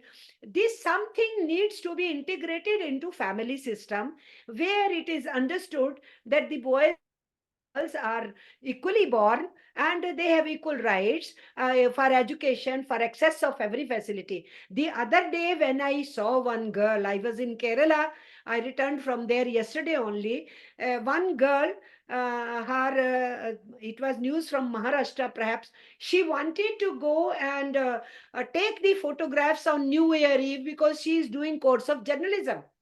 She said, in the night, I will go and cover what all is happening. Sometimes wrong things are also happening, and I must click those things. And the father said, no, no, no. Something can happen to you. If some incident happens there, what will happen to you? You will not go. And she felt so hurt. She went to the room, and the parents don't know she committed suicide. After a few hours, when they are knocking the door, they are finding a young girl wanting to be journalist, doing journalist course in the final year phase. And if she tomorrow becomes journalist, she will be going to the field. Then why you are stopping now for her to go and have some clicks there? So you can imagine the families who are allowing their girls to educate are also not allowing them to be free of mind and letting them go and do what they want to do. So it's a very, very deeply ingrained thinking that women are something less. They have to be always protected. They themselves should not protect. Why should they be shamed if somebody tells anything to them or tries to harass them? Why should they be shamed? Those people should be shamed who are behaving. Why she should feel shame? and she should think कि मेरे से कुछ गलती हो गया, उससे क्या गलती हो गया? So this will take a long time, but I am always very hopeful. We have traveled up to this. This is very our India, where the girls were not allowed to be educated. Correct. And Savitribai Phule is not many years ago. Yes, of course, 191. some decades ago. But this, we have reached to the level that today we are addressing young girls who will be participating in public policy in different ways, through jobs or through legislators or through administrators or whatever it is. So we have come a long way, but with coming long way, the forces of reaction, backwardness, conservatism or obscurantism are also simultaneously trying to put their pressures. And that battle is becoming stronger now. Yeah. So that we have to keep in mind when we are talking of public policy. So this is what I would like to say. If there is any other question, I'm still ready to answer. Thank you so much, ma'am, for that answer. Perhaps we can take a few questions that you can answer together. Yeah. Nidhi ji, if you would like to go next. Good evening, everyone. My name is Nidhi, and I'm a recent master's graduate in political science from Delhi University. So I want to continue with academics, with further studies in academia due to my keen interest in politics. However, with all due respect, ma'am, I have not found a conducive environment for this pursuit. While I do believe, I seriously, genuinely sense a deficiency in the involvement of women in academic pursuits. And I also am convinced that scholarship plays a significant role in shaping a narrative. So my question to you is, hello? So my question to you is, have academic institutions created an environment that encourages young women to think outside the box, considering your recent suggestion for them to do so? Thank you. Thank you for that, Nidhi ji. Pooja ji, if you would like to go next. Yeah, good evening, everyone. Thank you, Amarjeet ma'am, for an insightful session. My name is Pooja Saxena Nigam. I am an associate professor in Department of Economics, Hindu College, Delhi University. And my question to you, ma'am, is your discussion, your session on challenges has brought in a lot of, a broader picture of the challenges that do exist in our society in various perspectives that you have discussed brilliantly in this session. I would like to know what exactly would you suggest then for women leaders in the context of playing a positive role amidst these challenges that you have discussed. Thank you. Thank you for that, Pooja ji. We can have Sonal ji next. Sonal ji, are you with us?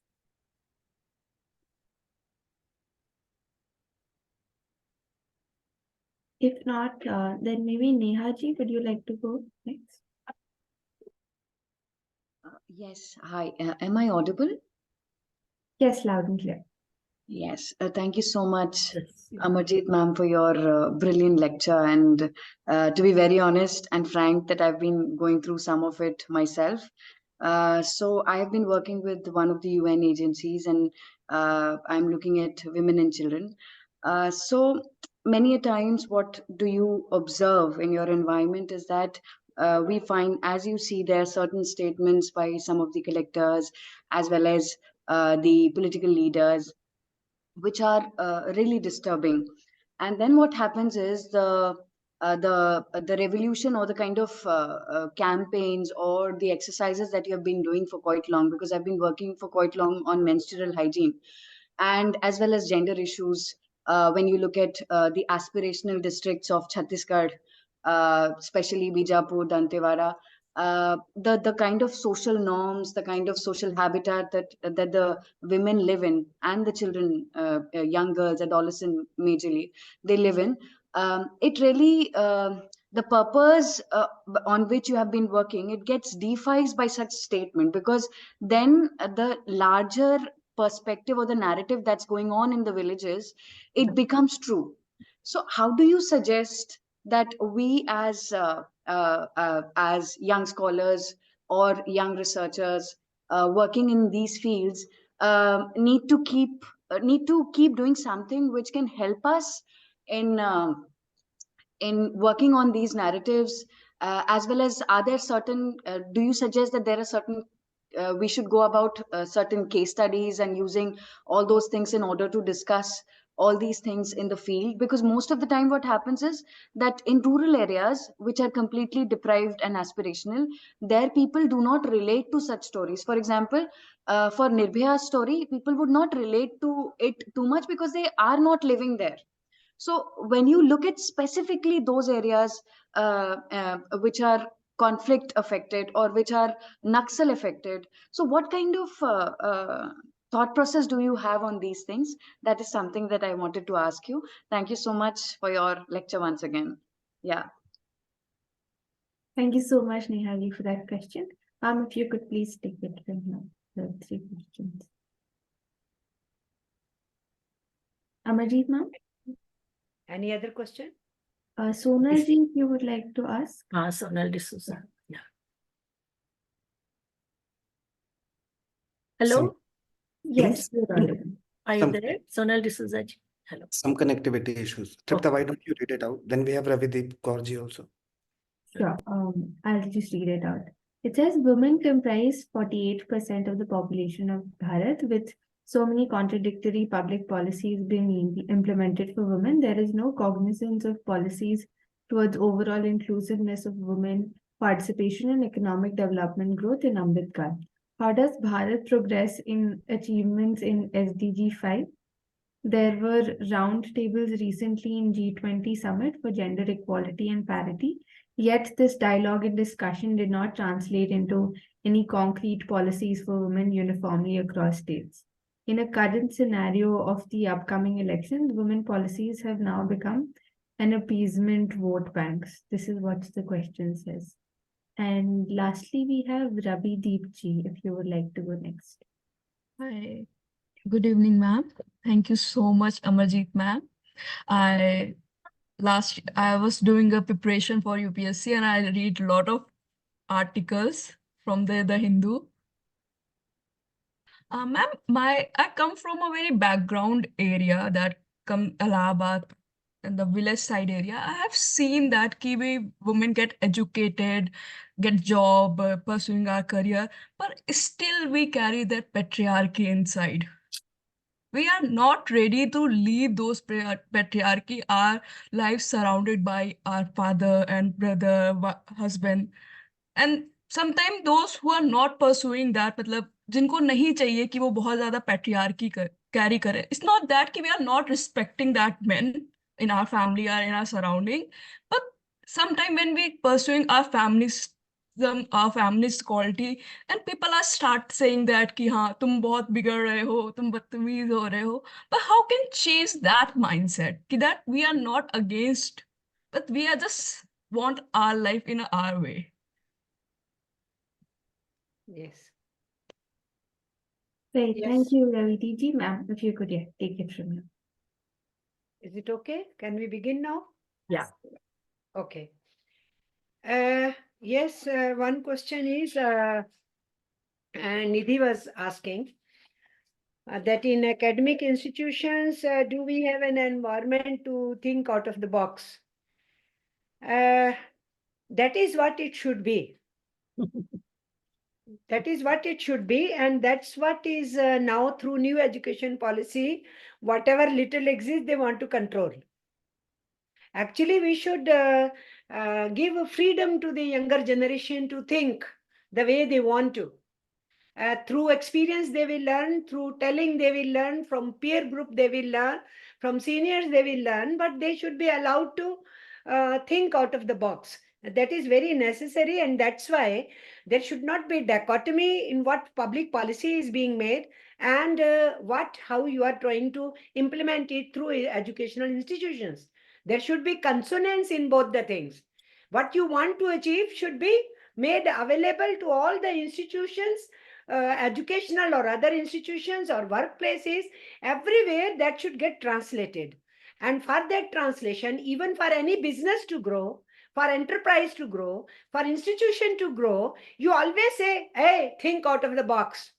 Let us increase the business, this and that. But if somebody wants to think out of the box in an institution, in a thinking pattern of the society, then you are told ki ye tum kyun kar rahe ho? Why should you do it? So that is necessary. I think it is important. The issue you raised that should be actually the policy to make the younger generation to think out of the box. They may not be telling everything correctly, but many things which comes out, some of those things may be very useful for the society in future. So it is important. Then Pooja was asking about that positive role for women. I could not, I'm forgetting it, what she was saying. Women leaders, huh? Women leaders should play a positive role, of course. It's very necessary because people look towards them. But if the women leaders, instead of giving their mind, want to place the things only what their political party thinks, rightly, wrongly, whatever it is, only they want to pursue, then they are not behaving as women leaders. I will straight away say. You are talking of a party politics where even if it goes against gender, you stand by it. Then how come you are representing women's interest? You are not representing women's interest. I will respect all those women who are able to question their own party also if they think this goes against female gender. Then I will respect, even if a woman is in BJP or in Congress or a communist or a Samajwadi or TMC or any other party. I will respect that woman. Because if you really believe in gender parity and you say that because of women, I must have a right to contest election and I should be given priority, and then you use that women card and you win also, and then you don't stand for the advancement of women as a gender for their benefits, then you are cheating yourself, not only cheating the woman. So I think these women leaders should be role models in taking firm positions in what they believe and not giving up those things. Then Neha was asking, who is working in UN agencies, and that she said there is a contradiction in the what is being told and what is being done. That's what I'm trying to say. If there will be contradiction in what policy statements are there and what is actually being done at the grassroots level, then that contradiction will not take it forward. It will ultimate first land into stagnation, and stagnation cannot continue. Stagnation will go downward, and then we have a regressive movement. So from that point of view, if we find anywhere this happening, we need to take position. And sometimes if we continue taking positions, it does bring a result. I give you an example of, there was a film, if I remember, something like Mirchi or Mirch something was there. Mirch masala. Mirch masala, yes. You see how she keeps fighting and fighting and fighting. Smita Patel is actress there. And she is fighting. And suddenly in the last moment, all those women who were trying to say, Hari Baba, kya kare? This is the situation, what to do? Those rulers, time and again they're telling, but she's insisting and insisting. But somehow those women were knowing she is right. They were knowing she is correct. But she was not they were not finding courage. And the day that fellow, the role Nasiruddin Shah was doing that role, and when he comes with banging those big doors from Chowkidar up till all those women, Smita is finding as if she is defeated. Ultimately, they are coming. But what she kept fighting was going into the minds of those women. And it is those women who pick up that mirch masala and throw into his eyes. And that is the victory that everybody enjoys, that victory. So I'm saying that persistence is necessary. Very Insistence is necessary. Continuous work on what we believe is necessary. And so, as regards you are talking about Chhattisgarh and the down below, similar is situation in the tribal areas of other parts of our country. Naturally, we have to think in terms of what relates to them. Maybe Nirbhaya thing, they are not well versed with the urban life in that manner. They could not relate it to it. But then within their societies, just a replica of these things in a different form is there. So we need to, as researchers and working at the grassroots level, we need to look into their lives and look into examples from there where we can relate. I think Tan Samiji was very successful in winning those tribals and working with them. And he suffered in his old age. We feel so much pain for him. And he was understood by tribals and he understood them. So that relationship by studying them only can come. And women from within them can tell what relates with them. If we work with them, then we have to bring out good brains out of them to really understand those things and to make the researchers going from universities, colleges, and other places and institutions to understand it. Then there was a question that G20 happened, but nothing has come out as far as a policy framework. And you know it, that whole climate thing happened. What came out of that? And now G20, what came out of that? It was question of climate or environment, or it was a question of all kinds of justice being talked about. And that is how we find it. There is contradiction at the international level also. We find that contradiction, what is being talked about and what practically the steps are being suggested. So again, the powerfuls try to win over there. And again, it is neoliberal economic model. Those who want through finance capital capture the markets and natural resources of other countries, they go ahead in their manner without bothering what climate is doing and environment is doing. At present in Europe, some of the cities are suffering with minus 47 temperature. You can understand what all is up. Thousands of vehicles in ice, and they are bringing helicopters to save the people. All this is happening, and in some places extreme heat, the workers are suffering. And their age of death is going down now because that too much heat conditions, this is happening. So extreme cold and extreme heat, and then glaciers, you see, getting melted, all that is happening. So those who are only with the cutthroat competition and too much exploitative competition, they don't bother about anything. And looking at gender thing, they think ये तो small issue है, ये तो छोटा सा issue है, इसका क्या बात है? This is not a serious. Even life-threatening things are not serious for them. So how they will think that these gender issues are so serious for them? That's there, and you know what is happening to the women and children. It's not only in my country women suffer when the exploiting classes are on aggression mood. We are seeing when the aggressors are there, what happens to the people. And we see it's women and children who are the maximum sufferers in Palestine. Then once again, it is the political agenda and common people suffer. And among them, women and children suffer the most. And that's the scenario which we are looking at. The last question, Ravideep, I understand your dichotomy, your difficulty, your problem, that you want to be yourself. The girls want to be themselves. It's not that they are something bad to the society. They want to dress up, eat, sit, enjoy, talk, be friendly. They want to be themselves.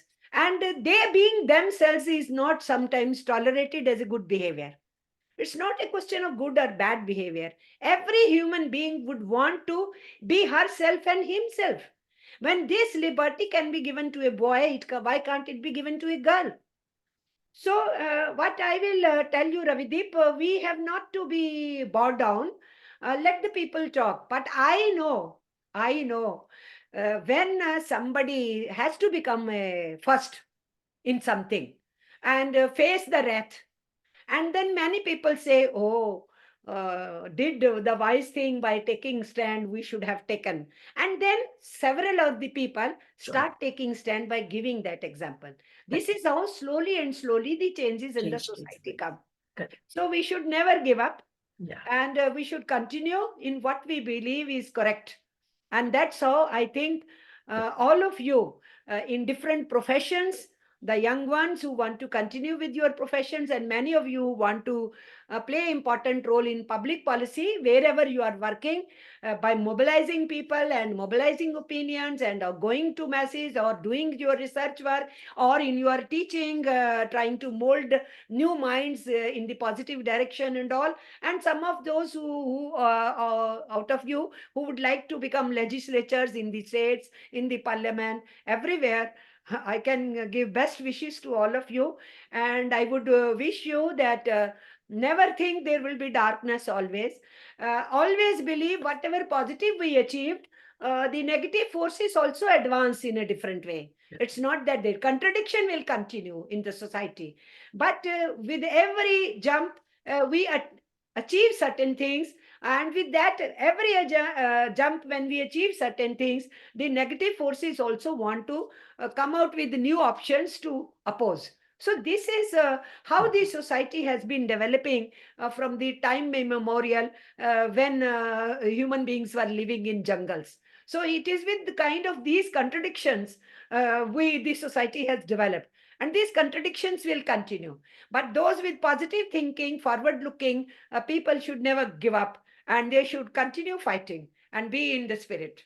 And Excellent. that's what I wish best to all of you. Yeah, And there is to a IMPRI, request from the lone man, Mr. Sudeep, that can we take the last question, because so far men have not asked. yeah, should Yeah. speak. Okay, Sudeep, bolo. Go ahead, Sudeep. Good evening, ma'am, and good evening, audience. My name is Komal. Due to the technical issues, I joined from one of the host ID. So I am a student of Masters in Public Policy, Law and Governance from Central University of Rajasthan, and me myself has faced on my personal level.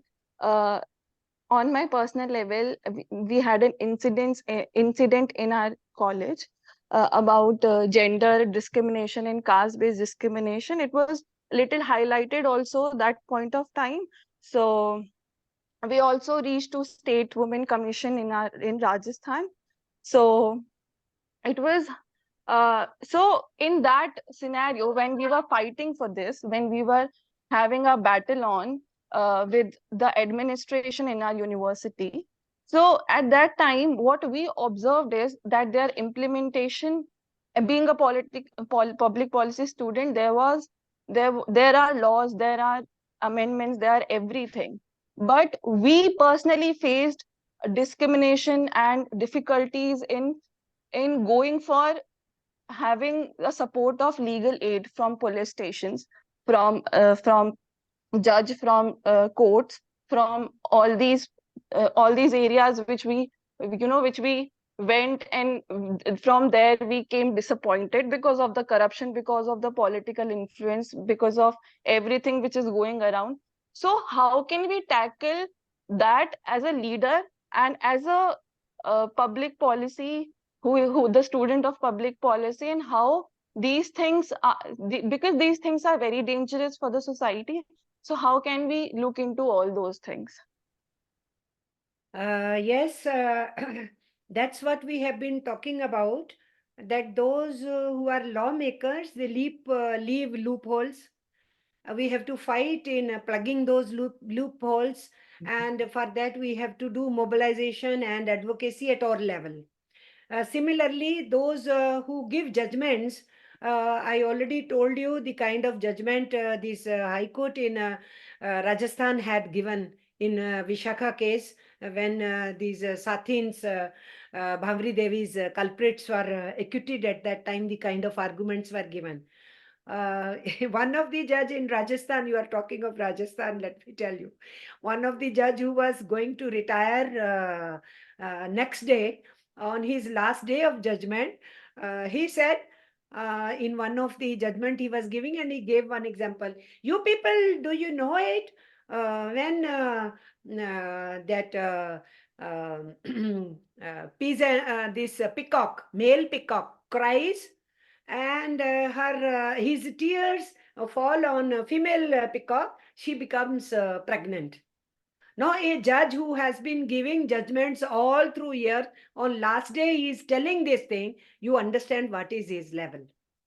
So, mugging up books, doing some courses, and then joining some jobs doesn't make anybody learned person or intellectual.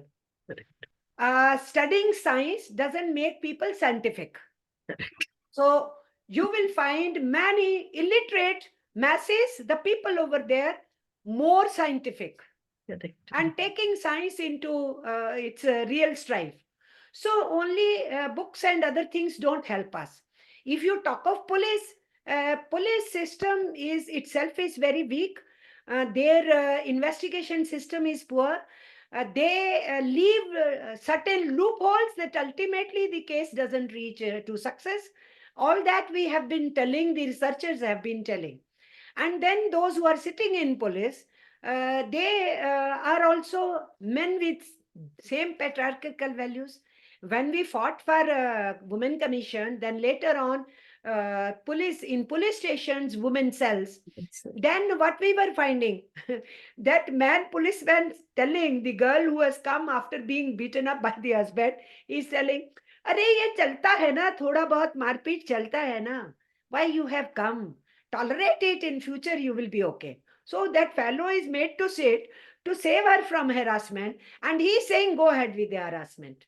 So we were really, when we were getting these kinds of things, then we took up with the police system that you train your persons who are sitting in the women's cells. They are not supposed to support the perpetrators. They are supposed to counsel both of them. If the marriage succeeds with man mending his ways, and if there is something wrong with women, she also with the counseling to see how they both cope up with the situation, then you cannot force them to live together. If they can't live together, you cannot force them.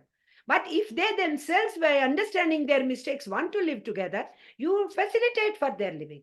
But why are you sitting here advising women get beaten up? So this is this we have seen at various places, how the police refused to register Bhamri Devi's case. And they, whichever hospital they went, they were not being allowed the medical test. So, so much was lost in the witness and evidence. So much was lost. Ultimately, it was the mobilization of women which forced the police station to register her case.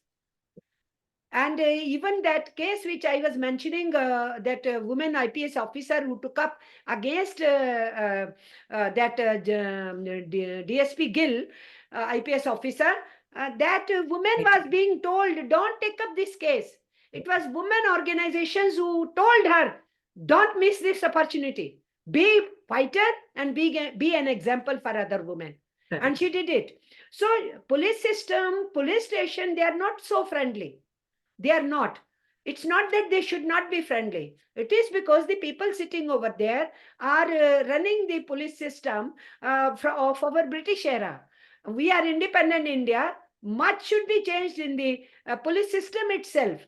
And you look at the reports have come from the retired top police officers, how to amend this police system and the police mindset and the delivery of justice and the investigation system. They themselves are selling. Those who have served in police, they know what are the problems.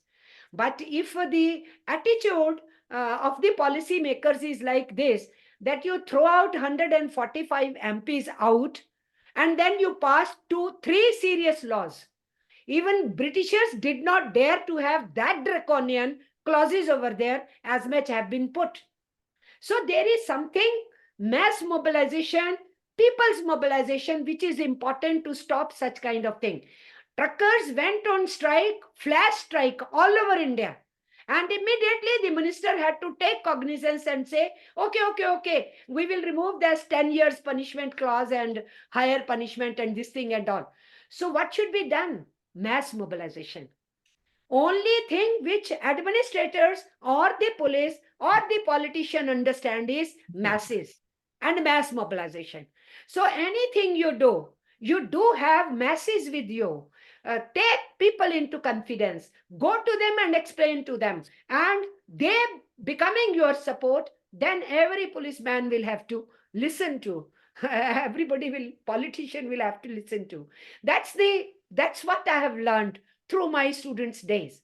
From my school days, when I led first strike in my school, and I understood what it means, mass of the people. When all the girls were with me in my school, it was a girls' school, I succeeded in that strike. I did not know what is politics. I did not know what students' politics is.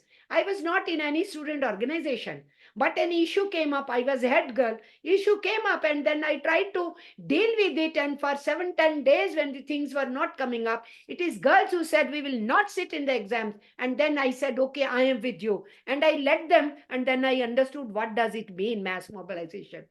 So from that age of 15-16 years of my age when I was in school, during that first try, all these years, my experience shows, if the masses are with you, if you mobilize the people, that is the only language understood by the administrators, by the policymakers, or by the politicians. So always have combination of research, ground reality, people with you, mass mobilization.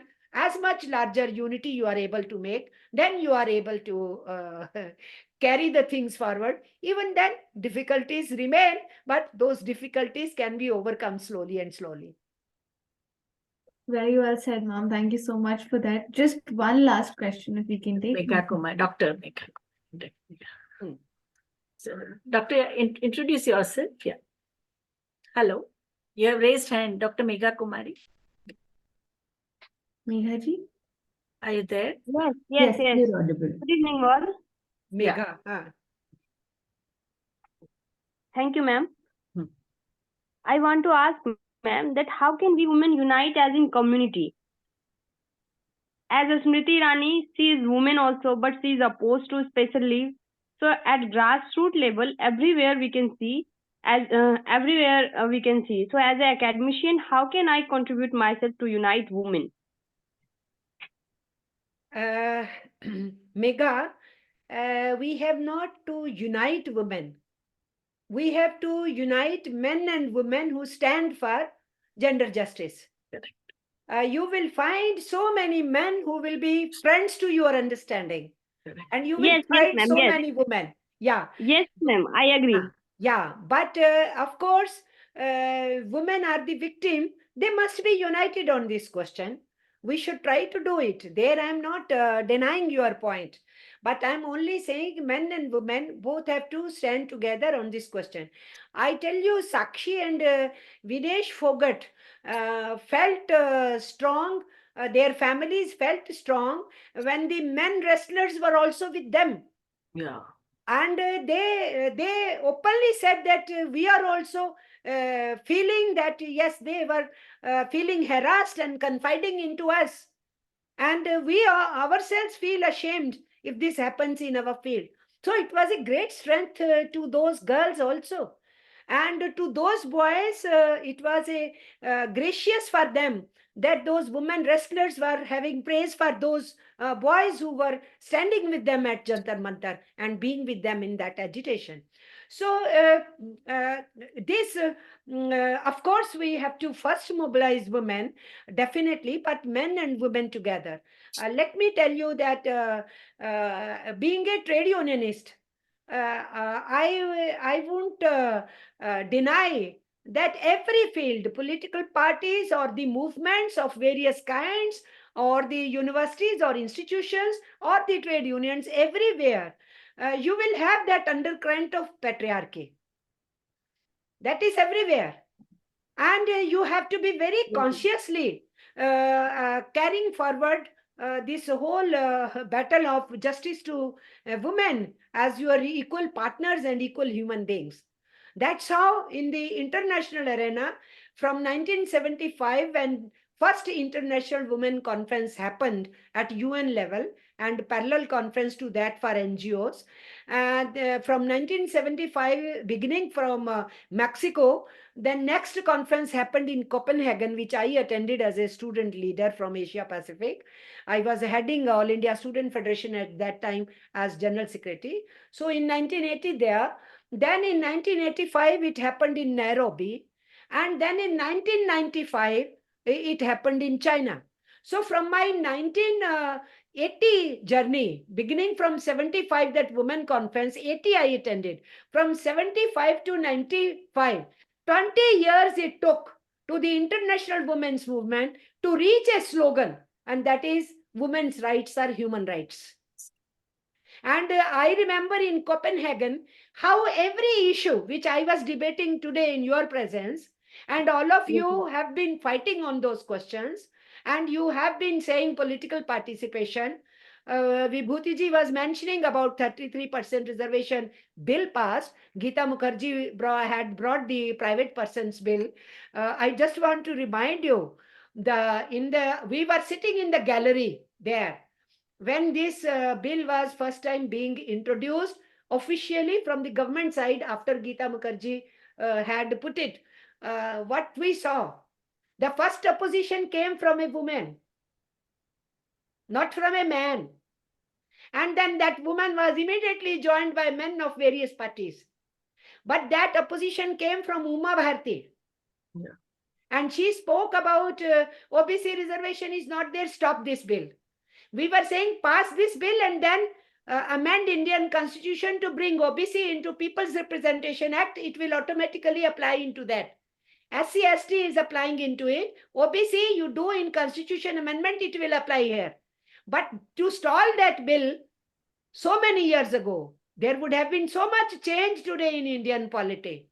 95 I am talking of that period. This bill was introduced in 1996.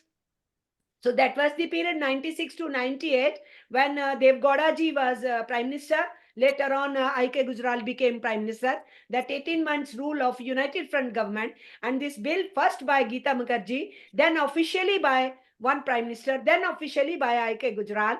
All that has happened. I was sitting in the gallery because Geeta Mukherjee said all women leaders should come here and sit in the gallery and watch the politicians of this country who supports and who opposes. To our dismay, it was a woman who opposed it. So, and now with all this journey, ultimately, the ruling party had so many years, they could have brought earlier. Because without delimitation, you will not be able to implement it. Correct. That's why you are talking of 2026. Then who guarantees that the delimitation will be done by that time and this bill will be really brought into practice? Nobody knows it. Yeah. So the dodging continues happening. So in this situation of dodging situation, men and women both have to be with us, and men and women both will be with patriarchy opposing us. So we have to slowly become a majority against those who do not believe in gender parity. Then we will succeed in many of the things. All the best to all of you. Excellent. Thank you so much, ma'am. Really, the way painstakingly you have answered with such convincing examples, it has just given us tonic. Actually, ma'am, what I observe, what I observe that के हम लोग man हमारे साथ जरूर होते हैं, but actually जो जज करती हैं, जजमेंटल होती हैं, वो एक वुमेन होती हैं. That's why I ask question कि हम फ्री होना चाहते हैं, but she stopped us. That's why. Megha, तुम बिल्कुल ठीक कह रही हो. मैंने एग्जाम्पल भी दिया था कि जब हम सती के इशू पे दिल्ली में मार्च निकाले तो एक पैरेलल मार्च निकला, और वो पैरेलल मार्च औरतों का था जिन्होंने कहा हमें सती होना है. तो आई नो इट. एंड मैं गुजरात नहीं भूली हूँ. बिल्किस बानो के बाद जब पूरा इशू उठ रहा था कि क्या हो रहा है औरतों के साथ, तो उस टाइम पे women said to men of their families, जाओ इनको लेसन सिखाओ. how women are used in punishing different communities or different religious faith. We have seen it in Gujarat. And I gave you example, a woman siding with those in Punjab when this Khalistani movement was there, women against women. Some women along with those Khalistani groups were also telling women going to the masses and saying, "Ke nahi, skirt nahi pehno, sari nahi pehno, sir pe chuni pehno," all those things. So this is true. Why it is true? In the family, they are brought up in that way. They should never Yes. be assertive. They should not be talking loudly. They should not stand on the door. When the men have come to visit the family, they should hide in the rooms or go to the kitchens and all. We bring them up as timid, or we bring them up that this is how the life has been going on, and we have to carry forward this kind of a so-called Sanskriti. That's why they behave like that, because they are made to behave like that. It will take time. That's why younger generation is important. So generation to generation, these changes will come. And we are witnessing those changes happening. But because Yes, you are ma'am. within that generation, you may not be realizing that difference. I can realize that difference from my younger age up to this age. I am realizing both the differences. Advance is made and adverse situation coming in front of us. That contradiction is deepening. That I find. But I do find lots of advance happening, lot many girls coming to schools and colleges, lot many girls raising their questions, lot many girls saying we will go in our own way. All that is also happening. Yes. It's a deep contradiction. This is a good sign that this fight is becoming more sharp. And this sharpening fight will take us to the side of victory in the coming years. Excellent. Thank you so much, ma'am. Thank you so much, ma'am, for answering all the questions and for such an insightful and informative session. Even spellbound. Yeah. Yeah, extremely. Thank you for taking out your valuable time and giving an opportunity to our participants to learn from you. We really hope to have you again at IMPRI, and we really hope to learn from you, and we hope that you can inspire us once again. Thank you so much, ma'am.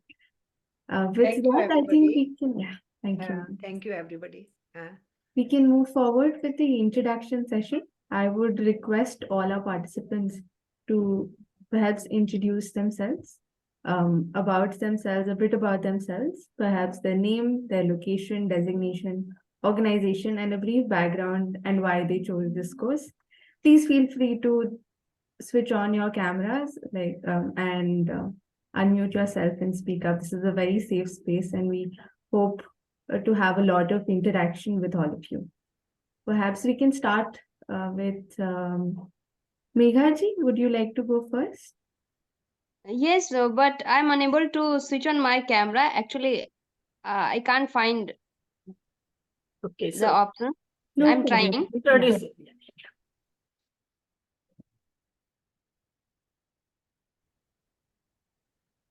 Started his introduction. Yeah. Yes. Meghaji, Thank go you. ahead. Feel free. Yeah. Okay. I, Dr. Megha Kumari, Assistant Professor from Sahibganj College, Sahibganj, Jharkhand. Thank you so much. And would you like to tell us a bit about why you chose this course? Yes, because of my questions that I noticed, and as a woman, I face that many problems exist in front of us. So I want to do some things in this field. That's why I joined, so that I can learn something, and I can empowered at least in my sphere, like my girls student, so that she will be succeed in future. Thank you so much, Meghaji. Meenalji, would you like to go next? Hello, good evening, everyone. Currently, myself, Minal Katpaliar. Currently, I'm doing my master's in engineering in sanitation science, technology, and management from BITS Pilani, Goa. Currently, I'm doing my internship with an NGO in Bangalore, which works for the consultation in the sector for the WASH. So, the main reason for choosing the public policy was I had a course during my graduation related to the public policy, and it gave the interest for the same. That's the reason for choosing the course. Thank you. Thank you so much, Meenalji. Perhaps next we can have Anisha ji. Yes, go ahead. Hello, good evening, everyone. I already introduced myself while asking the question. So I'm working as an assistant professor in Bangalore and I'm teaching English. And I've done my master's from Lady Shri Ram in Delhi itself. And I wanted to join this course too much because I wanted to start with my research journey. So for my PhD, I wanted to do something which is more impact based. So that is the reason I wanted to know about public policy to understand the research gap where I can work at the grassroots to understand what can I do and how can I contribute. Thank you so much. Thank you so much, Anisha ji. Pooja ji, would you like to go next? Yeah. Good evening, everyone. I'm sorry I'm unable to start my video. I'm Dr. Pooja Saxena Nigam. I'm Associate Professor in the Department of Economics, Hindu College, University of Delhi. And I specialize in development economics and hence the interest in public policy.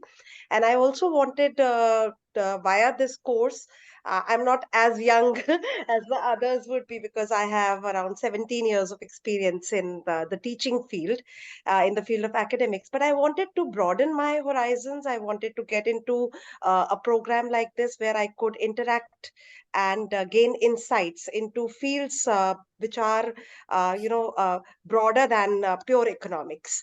And hence an interest into this course. And Ma'am Amarjeet, today's session was, in fact, a very insightful session to begin with.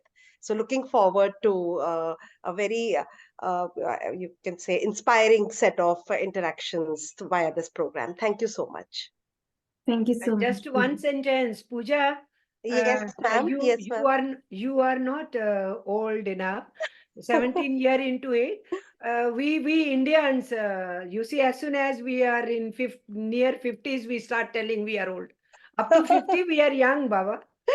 We are Yes, not ma'am. old. Yes, Yeah, ma'am. I am 71 and I still say I am not old. I will call myself old when I am 75 plus. No, ma'am. Actually, when I was registering for the course, the first thing that struck me was, am I that young? But I still wanted to go No. ahead. No. At every age, we have to work. Young at Yes, heart. ma'am. Yes, ma'am. Yes, ma'am. Thank you. Thank you so much, Pooja ji. Pratibha ji, you can go next. Sure. Hi, everyone. My name is Pratibha. I currently run a non-profit in education, and we focus on school education. And the idea behind the work is how can we develop the agency of children in learning? So how do we put children more at the forefront of it? And the underlying strong belief that I have is in restoring the agency of any person in life, because I've had the privilege of having that in my life. And women and gender rights is something that's very close to my heart, and therefore I wanted to understand a little more about how these play out in public policy, what type of background goes behind the thinking about it and everything. And I think Amarjeet ma'am's talk today was the perfect segue or introduction into this whole course. So thank you so much. Looking forward to a lot of engaging conversation. Thank you so much, Pratibha ji, for that. Meenakshi ji, yes, go ahead. Yeah, good evening, everyone. I'm Meenakshi Ravi Krishna from Bangalore. I've been working at the grassroots for the past 15 years. When I say grassroots, I've been working with people in the constituency level, and I've also been identified as one of the MLA candidates in my constituency. And I've also, I'm a founder of a group called Bengaluru Water Warriors, where we have worked for water conservation and awareness on rainwater harvesting. And why I'm here today is to understand more about public policy. I've always seen that there is no clarity among people about the roles of different elected representatives. What's the role of a councillor or a corporator? What's the role of an MLA, an MP? And people, I still feel that there's a lot more to be done at the level of creating awareness about electoral politics and importance of each elected representative. So I'm looking at opening something for the people, something like a think tank to create awareness of electoral politics and good governance in the city level. Thank you so much. That's my introduction. Thanks so much. Thank you so much for that. Tripta, one comment I want to make. Meenakshi, Yes, you say that you will be contesting elections. Also, it is something good. And it's very important. We found when the Panchayati Raj institution, 33% reservation was brought. Later on, it was made 50% by some states. All the agendas of Panchayat shifted towards needs of the people. Question of water, question of fuel, question of Exactly. education, question of cleanliness, question of environment and tree plantation, etc. So it does make, because women doesn't think of self, women starts thinking about family, and that brings in a change in society also. So it's important if more and more consciously, not as tools of some one political party or other, but consciously whichever party they choose with the thinking and understanding, and then they should stand their ground. With that understanding, if they enter into political system, they will make a difference. Oh, wow. That's like really, I completely agree with what you say, because since I have also worked closely for an legislative assembly election as a campaign manager of one of the winning candidates. So I completely understand when we speak to people and they don't know what's the role of the elected representative. So they just come and ask, will you provide water? Will there be any difficulty in power supply? So please, like, let's be more aware of why we are being elected and what is the role of our elected representative. So I'm like very happy to hear from you about whatever you have spoken today. It's like there's just given me a new perspective of how we can be an inclusive society. Yeah. Thank you so much for that, Meenakshi ji. Yeah, thanks. Sita ji, if you would like to go next.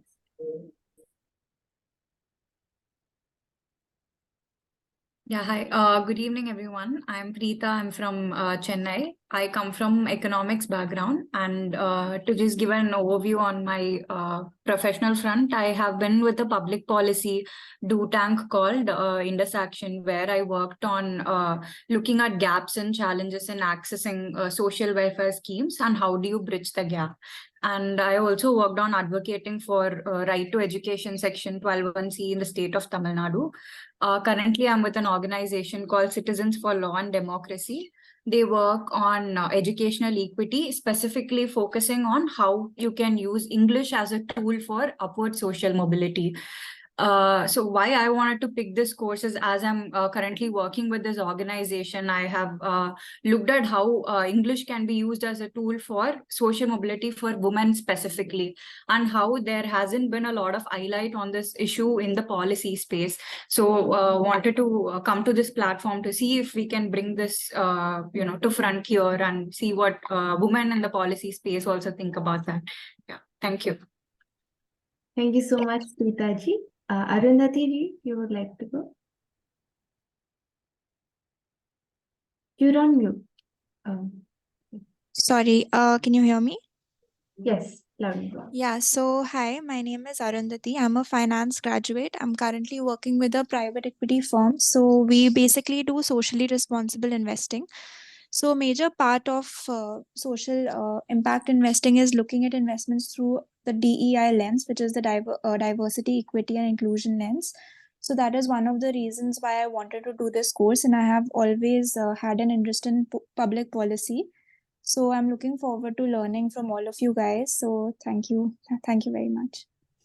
Thank you so much, Arundhati ji. Shweta ji, if you would like to go next. Yeah. Hi, good evening, everyone. My name is Shweta Manik Shetty. I am an architect by profession, and I work as a design strategist, especially in the field of public building design and public spaces. And I know the importance of strategy for inclusivity. So I generally really kind of push these kind of strategies for actual planning and actual execution purposes. And I just wanted to know more about public policy and how it can help, or how I can help as a citizen, as an architect. That's why I joined this course. Thank you so much. I hope this Thank you. enables you to do that. Thank you. Thank you. Aditi ji, if you would like to go next. Aditi Chaudhary ji, yeah. Good evening. My name is Vibhuti. I have graduated from Miranda House and currently I am preparing for civil services, and I'm also pursuing masters in public administration. Yeah, I mean through distance, not regularly. So I belong to Jammu. So first of all, thanks for providing such an environment. Yeah, such a safe and secure environment. The reason why I wanted to join this was that I needed a safe and secure environment for discussions and debates. Having studied a lot of things, I wanted to see its practical implications, how it affects everyday life. Like I further aim to do research and to further analyze things and not just stay restricted to few things, because through few just a year of my preparation or so, I have realized that people is the strongest force. Like if we develop civic culture, we will have we can solve a lot of problems. So having already attended a lot of sessions by IMPRI, I already know. So I'm quite well aware with all the sessions that go. So I'm quite excited, and with all the panelists and with all the amazing participants that we have with us. So thanks a lot. Okay, thank you so much, Aditi ji. Riya ji, if you would like to go next. Yeah, good evening, everyone. I am Riya Pandey, a second-year student of economics at Delhi University. And the field of public policy has always fascinated me because it definitely, opens new doors to how politics is being judged, how the social arena is currently playing a role.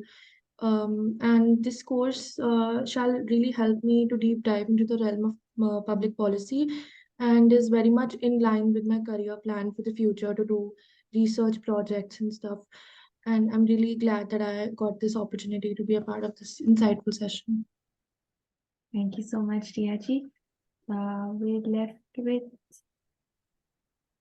Chinmay, Rashmi ji, if you would like to go next. Yeah, go ahead.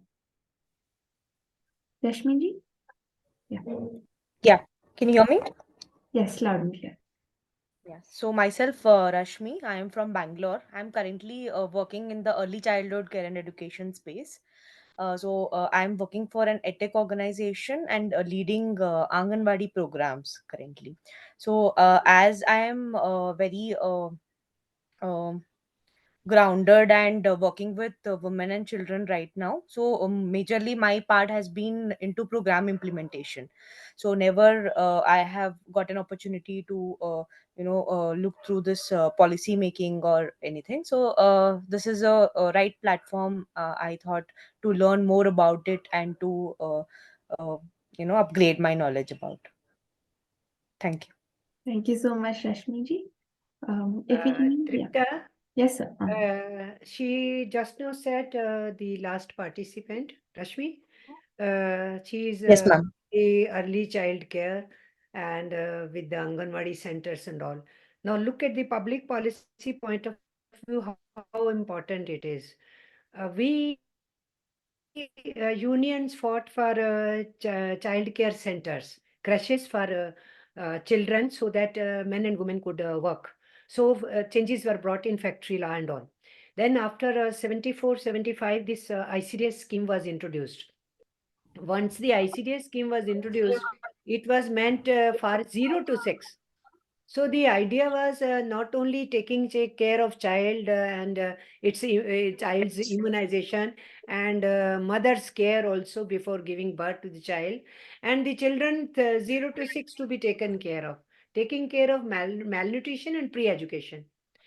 We also later on with the studies found that if our women in the informal economy, they are able to depend on these ICDS centers, and these centers are made full day working, it will be great help to our women workers, vast majority of them who are in informal economy. So when the public policy question comes, we have been debating for years and years. So this is one thing which is very important, that if ICDS centers are made full day, then these child care services could be given to the women who are working women, going to factories, going to homes as domestic workers, or even doing home-based work or in different areas, because middle classes and upper middle classes can afford private crutches. These women cannot, and their children suffer. And the elder girl child is removed from school to take care of siblings. And sometimes they lock their children from outside, small 2-3 children there, and then these women go out for work and accidents happened. So from public policy point of view, it's very, very important point. When women are into the public policy, we have to insist what will happen to their needs of their child care. It's important from for future also, and it is important from women's point of view also. Thank you so much, ma'am. We'll take care of that when we are on ground. Thank you so much, ma'am. Thank you so much, Rashmi ji. Sonal ji, you can go next. Your voice is breaking for us a little.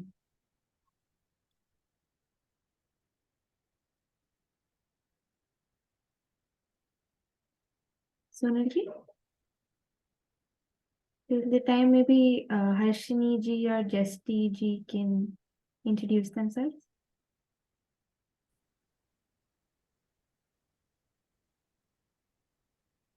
Hello everyone, can you hear me? Yes, we can. Thank you for the wonderful session, ma'am. My name is Harshini. I'm a law student in National Law School, Bangalore. I joined this course because I'm interested to learn about public policy and understand how the working of public policy is. So that is why I joined this course.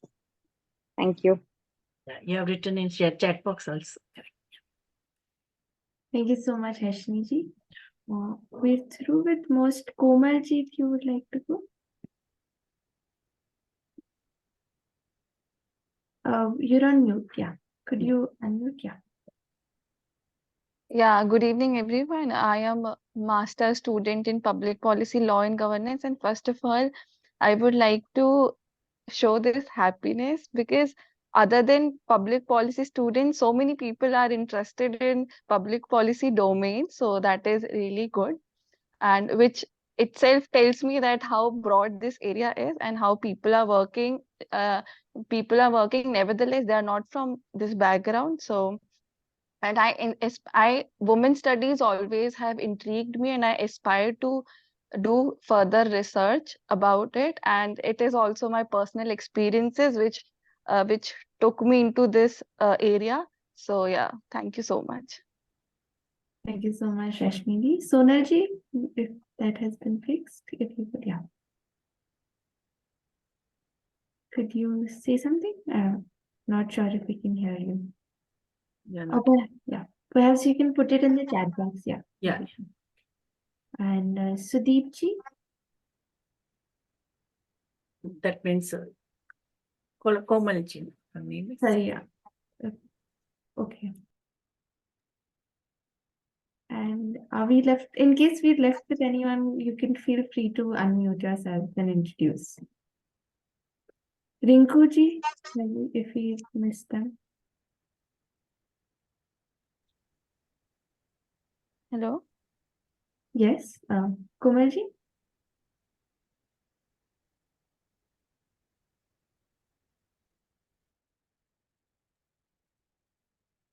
I think we've covered more or less everyone. In case anyone's been missed. Yeah, I can. Yes, go ahead, Rinku ji. Yeah, so I am Ms. Rinku Shekhawat and I'm currently working with State Bank of India as Deputy Manager. And I just wanted to join the session because it's been so long and I just wanted to break away from the monotony of the banking and maybe to gain a new perspective on the women leadership, and maybe I can take it further in the same organization. Thank you so much, Rinkuji. We have a few in the chat box that I'll read out perhaps. Chinmay ji has written, I'm Chinmay. I'm a second year media student and I'm very interested in politics and public and policy making. Thank you so much for joining in, Chinmay ji. And we also have Padma Uike, if I'm pronouncing it right. She introduces herself as Padma ji from AAA Foundation. I am Arogya Sathi, located in Gadchirli district of Maharashtra, working as a project manager. My thematic area of working in women empowerment. Our special focus is on ensuring women's forest rights. Thank you so much for joining, Padma ji. I hope we haven't missed anyone. I think everyone's been covered. This has been a extremely long session, although it didn't feel like one. It has been extremely engaging. We have had a lot of interaction from a diverse set of participants, and if I think the entire team, and I will speak on behalf of everyone when I say this, that we really look forward to interacting with all of you more and more and talk about women's issues further. I think if I have Vibhuti ma'am and Amarjeet ma'am's permission, perhaps we can wrap up today's session. Yes, we can wrap up. Yes, we should wrap up, and many of them were from Bangalore. Yeah. So just Correct. first I was in Bangalore attending my state ITUC council meeting. Right. And one of them was telling she's from law college. Let me tell those who are doing law, let them understand. There are too many loopholes in our laws, which are gender insensitive. You should understand that woman is yet not a natural guardian of the child. You should know our law is treating man as the natural guardian. She is natural guardian only when husband is insane or gone away to jungles, not available for 6-7 years. Then she can be treated as guardian to the child for the purposes of handling the property papers and all. And just you imagine, woman is giving birth to the child and she is not natural guardian as per law. So there are many discrepancies even in laws. So those who are in legal field, those who talked that I am doing law and I am from this college of law or that college of law, you people should look into that question also. Enough needs to be done to bring gender sensitivity even in laws. In jurisprudence, there is a lot to do. Only that I wanted to say, and I really say that it is very, very interesting group. People from our women from various fields. So it encompasses, actually in public policy, you need all these people to be playing their role. So once again, I would like to thank IMPRI. Thanks to Vibhuti ji and Tripta, you have been conducting. Thank you very much for inviting me. Good health to everybody. Thank you so much, ma'am. I skipped our team. Priyanka, would you like to introduce yourself? Yeah, yes. So I'm myself Priyanka Negi. I'm a researcher here at IMPRI, and we were supposed to have another slot for giving a brief detail of how the program is going to proceed and the regarding the guidelines document as well. As you can see, this is our guidelines document. However, due to the time constraints now, we will be having this session in the next slot. That is for the next day we'll be conducting this slot. We will be sharing this document with all of you over mail. This document comprises of how you're supposed to write your creative project and what details you need to take care of, both the presentation as well as the essay submission part of it. So please do make sure that you read it. We will be going through this document in the next slot for sure. Thank you. Thank you so much, Priyanka. I think with that, we can perhaps wrap up today's session. As we come to an end of day one of YWLPPF, the Young Women Leaders in Public Policy Fellowship, a 2-month online immersive introductory leadership certificate training fellowship program. I, Tripta Behra, researcher at IMPRI, Impact and Policy Research Institute, would like to propose the formal vote of thanks on behalf of IMPRI, Gender Impact Studies Center, GISC. We are extremely grateful to our experts for day one of this course, Professor Vibhuti Patel and Ms. Amarjeet Kaur. Thank you so much for taking out your valuable time and giving an opportunity to the participants to learn from this online certificate program. We thank all of our participants who have raised pertinent questions and actively participated in today's deliberation. The feedback form will be shared. Kindly feel apologies for that. We are grateful if you are watching us later on YouTube or listening to us on our various podcasts or reading our publications. We hope you continue to join in future to our IMPRI Web Policy Talk and Web Policy Learning. Wishing you all a very good evening. Thank you so much for joining. Thank you so much, ma'am. Thank you, ma'am. Thank you, everyone. Thank you.